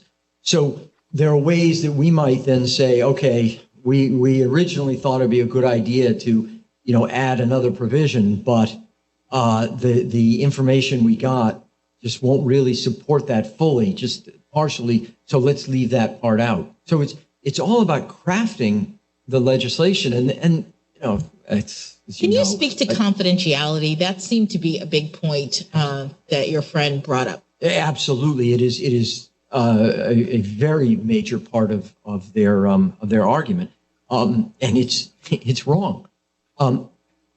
Remember, we quoted from our brief. And Mazars quoted it too. The point about much of the purpose of Congress is to look into what the government is doing and discuss it. And have it, part of the public discussion. Obviously, as we know, it has to be tied to legislation, so that's fine. The Oversight Committee, in particular, operates in public. So think about how would we possibly do legislation here if it was confidential? It would have to be, I can't imagine a circumstance when we would be saying to the 430th member of the House, you know what, we've shown this already to 429, we're just not going to show it to you. Clearly, it has to be available for all members of Congress, right? They're being asked to vote on something. So, but Mr. Letter, Congress has often faced this dilemma, has it not? And it has figured out ways that can protect the individual as well as the institution. And what I'm concerned about here is this is not simply a subpoena coming to the court in the context of a private civil action or even a government action against a private party in the traditional sense. So my concern here is, I know the Supreme Court in Eastland talked about, the committee doesn't have to give us chapter and verse. We want to be sure it's serious. We want to be sure it's just not a fishing expedition. And so Congresswoman Mahoney goes on at great length. This court may not agree with everything she says, but the question is sort of, what is our role here? And I think what you're being pressed and you're trying to be responsive, but I'm concerned that the court not view itself as some sort of superintendent here of the committee's decisions in terms of what is a relevant inquiry for purposes of future legislation, even if it proves to be wrong. So with that introduction, the district court says, look, current law requires candidates and the president to disclose tons of financial information. And furthermore, no one's mentioned it, but a president has various options. And as we know, previous presidents who have been financially very well off have used the blind trust option. Others have simply disclosed. So it's not as though the current system does not take into account some of these questions we're raising. So given that context, the district court says, look, I'm troubled. The questions here suggest that Mr. Trump's argument is serious. The committee says, we understand he is a former president. We understand he is concerned, obviously, about his political future, much less his own personal privacy. And I'm just wondering whether the court's role isn't limited, and it may be limited in ways that the committee itself has to determine how to proceed. I mean, there are many people in Congress who may be thinking of running for office again, and they understand that while your law may speak specifically to a president, it can affect them as well. So this very fine line that at least I thought Eastland tried to clarify a little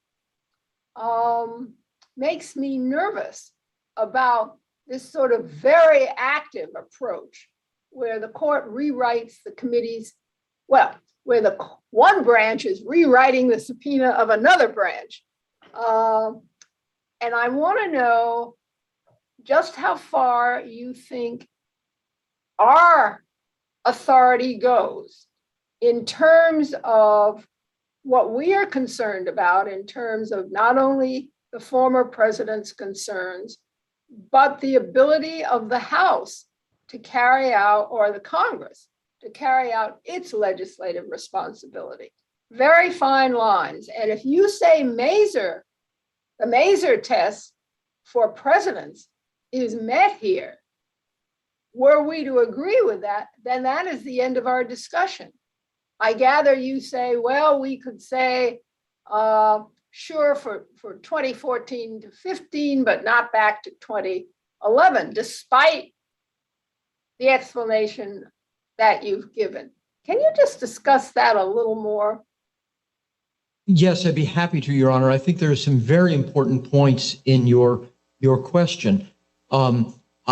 I agree completely with you that if the Mazars test is met, then I think you're absolutely right. Then the court's function is done.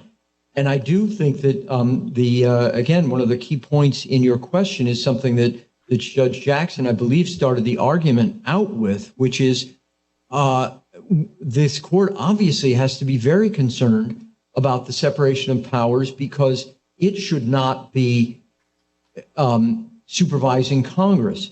So I think in some of the answers that I've given already, but I want to reemphasize them in light of, again, the point you've made, is that this court would only strike down something if it's some part of the subpoena, if it really is quite clearly beyond Congress's authority. And in fact, there aren't many Supreme Court cases or cases from this court where you find that the courts have said, well, this subpoena has a valid legislative purpose, but this one point just goes too far. In McGrain, for example, which is, I think, the seminal case in this area, the Supreme Court unanimously said it's a question of could legislation be had, and then it made clear that you basically ignore the political chatter and the political screaming and yelling, and you leave it to Congress to determine, is this something that relates to, is pertinent to, and pertinent meaning in a very broad sense, Congress's purposes, valid legislative purposes. So I take your question very seriously, that these are the exact things that this court should have in mind, and why we think Judge Maida, while he got a lot right, he erred in just too loosely said, well, you could get this information elsewhere, which again, we think Mazars is not applicable here. And so that would not be a factor to be taken into account. As I read the district court, he said more than that. And I just want to be clear on your response to that. He said, not only did he think you could get it from other sources, other billionaires, and had a footnote mentioning one in particular. And I wondered sort of what obligation that person who served in the administration would have to cooperate with Congress. But the other point he made was because the current law requires so much to be disclosed, so that there's already a lot of information out there. And the committee has indicated it wants to move incrementally. And so he thought it was appropriate, as I understand it, for a court to take that into account in deciding to reform the subpoena. What's your response? Because you know what we're going to hear on rebuttal is very much the type of argument that appellants presented in opening and in their brief. The response, Your Honor, is that we do believe there that Judge Maida erred. And you're right, Judge Maida gave different rationales for the three different categories. And you're absolutely right, for financial disclosure, he said there already is significant disclosure. But that's exactly what we say we need to look into. We know there's significant disclosure already, and we think that is constitutional, and we want to figure out how much more is appropriate without becoming unconstitutional. And that is a judgment, the judgment for the House to make as far as how the legislation should be crafted, and therefore what information might be relevant to making that determination. We think it should be an extremely rare instance where a judge would say, I think you already have enough information. And in fact, it's very hard to see how Judge Maida could have thought that, since Judge Maida, this isn't a situation where there's privileged information that the judge has seen in camera. And so the judge can say to us, I've looked and there is nothing here that is useful for you. Judge Maida is as ignorant as we are. So I'm obviously not using that term pejoratively. He doesn't know what's in the other materials. Then Judge Maida said for the GSA lease, he limited it to 3 organizations. Just frankly, we think this is an obvious error because as I mentioned already, her August memorandum and the more recent October 8th letter to GSA shows that there were all 5 organizations that we are covered by the subpoena were very heavily involved in moving money among each other and affecting each other's financial positions. And on emoluments, as I think I've said already, by saying 2 years, that frankly doesn't make sense when you're dealing with a complex financial situation of trying to figure out how far back you go. My own financial situation is such that it's basically my salary, so it's whatever comes in every year. But I think Mr. Trump's situation is quite different from mine, and you need to go back, at least we think, to 2011 when GSA solicited bids. I hope I've addressed the very serious and valid points that you made, Judge Rogers. Thank you. I'll just ask one final question. Yes. So I take it you would have us hold that the Mazars heightened scrutiny test does not apply because what is being subpoenaed now is the records of a former president, not a sitting president. But do we need to ignore the fact that the subpoena, the content, the intention of Congress to subpoena this president occurred when he was a sitting president? Your friend keeps pointing to that. He keeps saying, yes, I understand that we have this distinction now that he's no longer, but the House initially subpoenaed him and sought this information while he was a sitting president. That's correct. So why wouldn't the Mazars test apply on that basis? Because, and I know you've heard some of this before from me, but I'll say it again. As your panel said, Silo law says this, but any number of Supreme Court decisions say it. We have only one president at a time. So to the extent there are separation of powers issues in Mazars, which was that's really what the opinion was about. Those are, as I've said, virtually irrelevant with this one minor aspect about, well, would it have an impact on the presidency? And by the way, I think. But I guess, I have heard that argument. What I'm trying to suggest is, do we have something like a continuing violation issue?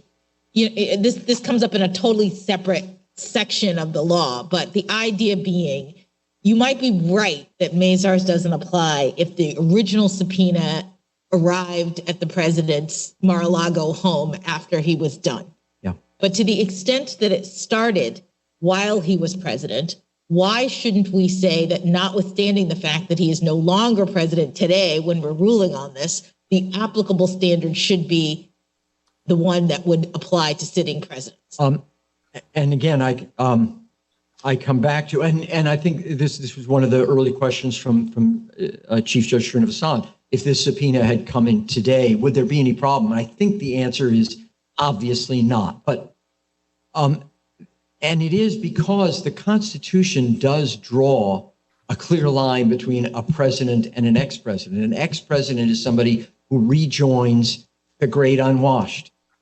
And for example, we know that, one, because any number of Supreme Court decisions tells we have only one president at a time, OLC saying you can prosecute somebody who's no longer president. In addition, we mentioned in our brief the incompatibility clause, which says that nobody in the executive branch can serve in Congress. Well, the moment you're out of the presidency, it could be, let's say, for example, president's term, 2 terms are done. So on January 20th, you're no longer the president. On January 19th, let's say a senator had passed away and a governor is thinking about naming, let's say under state law, the government gets to name the person to go into that Senate position. On January 19th, the governor could not name the president. On the afternoon of January 20th, he could name the ex-president, and it wouldn't matter that he's a recent ex-president. He is not the president, and therefore, the as Mazars talked about, the hydraulic pressure between the branches is gone the moment he is no longer the president. So that. Thank you, Mr. Thank you very much, Sure my Your Honor. colleagues don't have additional questions for you at this time, and I know you're a cross appellant, so we'll give you a little bit of time for rebuttal on the cross appeal. Mr. Norris, why don't we give you 4 minutes for rebuttal? Thank you, Your Honor. Just wanted to talk about the issue of remedy, which I didn't get to discuss in my part. We do think the rule from this court's decision in Patterson that says a subpoena from Congress must be good in its entirety applies to this context. Patterson, of course, is a criminal case. This court has no case that says in an injunction case there should be a different rule. In fact, my memory is that in Senate Select, the court struck down the entire subpoena or declined to enforce the entire subpoena. Is that a criminal context too? Senate Select was an injunction that Congress tried to bring against President Nixon. I see. And of course, that rule is a good idea here. It prevents interbranch conflict by making Congress do the hard work of narrowing its subpoena before it's issued. And that's a major theme of the Mazars opinion, that these things should stay out of court. And the way to do that is to put the onus on Congress to come forward with a narrow subpoena. And my friend, says that we would never issue such a subpoena that was grossly overbroad, but we have this case and this subpoena, which is, of course, massively overbroad compared to the legislative objectives that have been offered. It also prevents courts from tinkering with subpoenas. Subpoenas are not statutes. They're not part of the public law that everyone can interpret and enforce. They're sort of the internal machinery of one house of Congress, much like the rules, which this court has said we would be very hesitant to start rewriting the House rules ourselves in distinction to a statute. And I think not applying the Patterson rule here we saw how it played out with Judge Mehta. I think he found parts of the subpoena unenforceable, which we agree with those parts of his opinion, but then he had to do a sort of rough cut severability analysis. He said only these custodians and only these years, but that didn't really address the overbreadth problem in the case. If you look at the emoluments rationale, Judge Mehta said you can only have 2017 and 18 when he was president, but he didn't go on to say, and you can only have documents that would reasonably show emoluments, which are payments from domestic or foreign governments. Because I think, to his credit, I think he didn't feel comfortable going on and saying, I'm going to rewrite this so that you're now requesting things that you didn't request originally. And with the lease rationale, Judge Mehta said, you can have these 3 entities, which, by the way, are the only 3 entities that were addressed in the Maloney memo. And Judge Mehta asked my friend at argument, which entities are covered by this rationale. He didn't list all the entities he's trying to list for the first time on appeal. But anyway, he limited it to the entities, but he didn't limit it to documents that went into the GSA lease. He didn't limit it to 2011 when the bid was made. He gave them everything from every document, lease related or lease unrelated, from every year. So the rule in Patterson, you applied it, It would make them go back to the drawing board, but it's not like they couldn't come back with a new subpoena. They would do the hard work. I see a sort of tension in this argument in terms of court power that I'm interested in, which is, on the one hand, you say with respect to the determination of whether or not Congress has exceeded its authority, you want the court to dive in. You want us to dig deep, figure out exactly what their rationale is, what documents they're looking for, make them provide, sufficient justification. But when it comes to what happens on the back end, once we agree with you that they haven't done enough or that they, are overbroad or whatever, you want us to stay out of it and don't help to, recognize the portions of the subpoena that they actually got right and that were valid. Isn't there an inconsistency in terms of what you say the court should be doing in that line of thinking? I don't think so. I think it's a constitutional versus non-constitutional distinction in part. This court has to apply the Constitution. It has to make sure Congress stays within its Article I authority with these subpoenas. And to Judge Rogers' point, there was supplemental briefing that was requested in Mazars by the Supreme Court about whether this is a political question that courts should just stay out of entirely. Both sides said no. And may I finish? Yes. And then the Supreme Court said no, that there is a role for the judiciary here. And Mazars uses interesting language. It says courts should insist on a subpoena that is no broader than reasonably necessary, which I think supports the remedy that we want here, which is an exercise of remedial authority. And it's not like we're asking you to enjoin Congress or issue an order that will bind a co-equal branch. In this case in particular, we have Mazars here. All we need is a declaration. This subpoena is invalid as written. The court could explain how it's invalid in the opinion. That would be enough to give us relief. Congress would go back to the drawing board. Thank you. Thank you, Mr. Norris. Mr. Letter, we'll give you a little bit of time for rebuttal too. We'll give you 4 minutes just as a matter of equivalency, but you're not required to use it.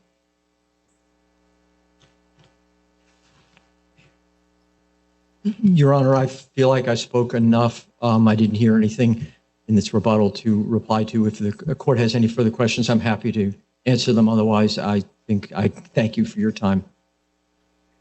Thank you, counsel. Thank you to both counsel. We'll take this case under submission.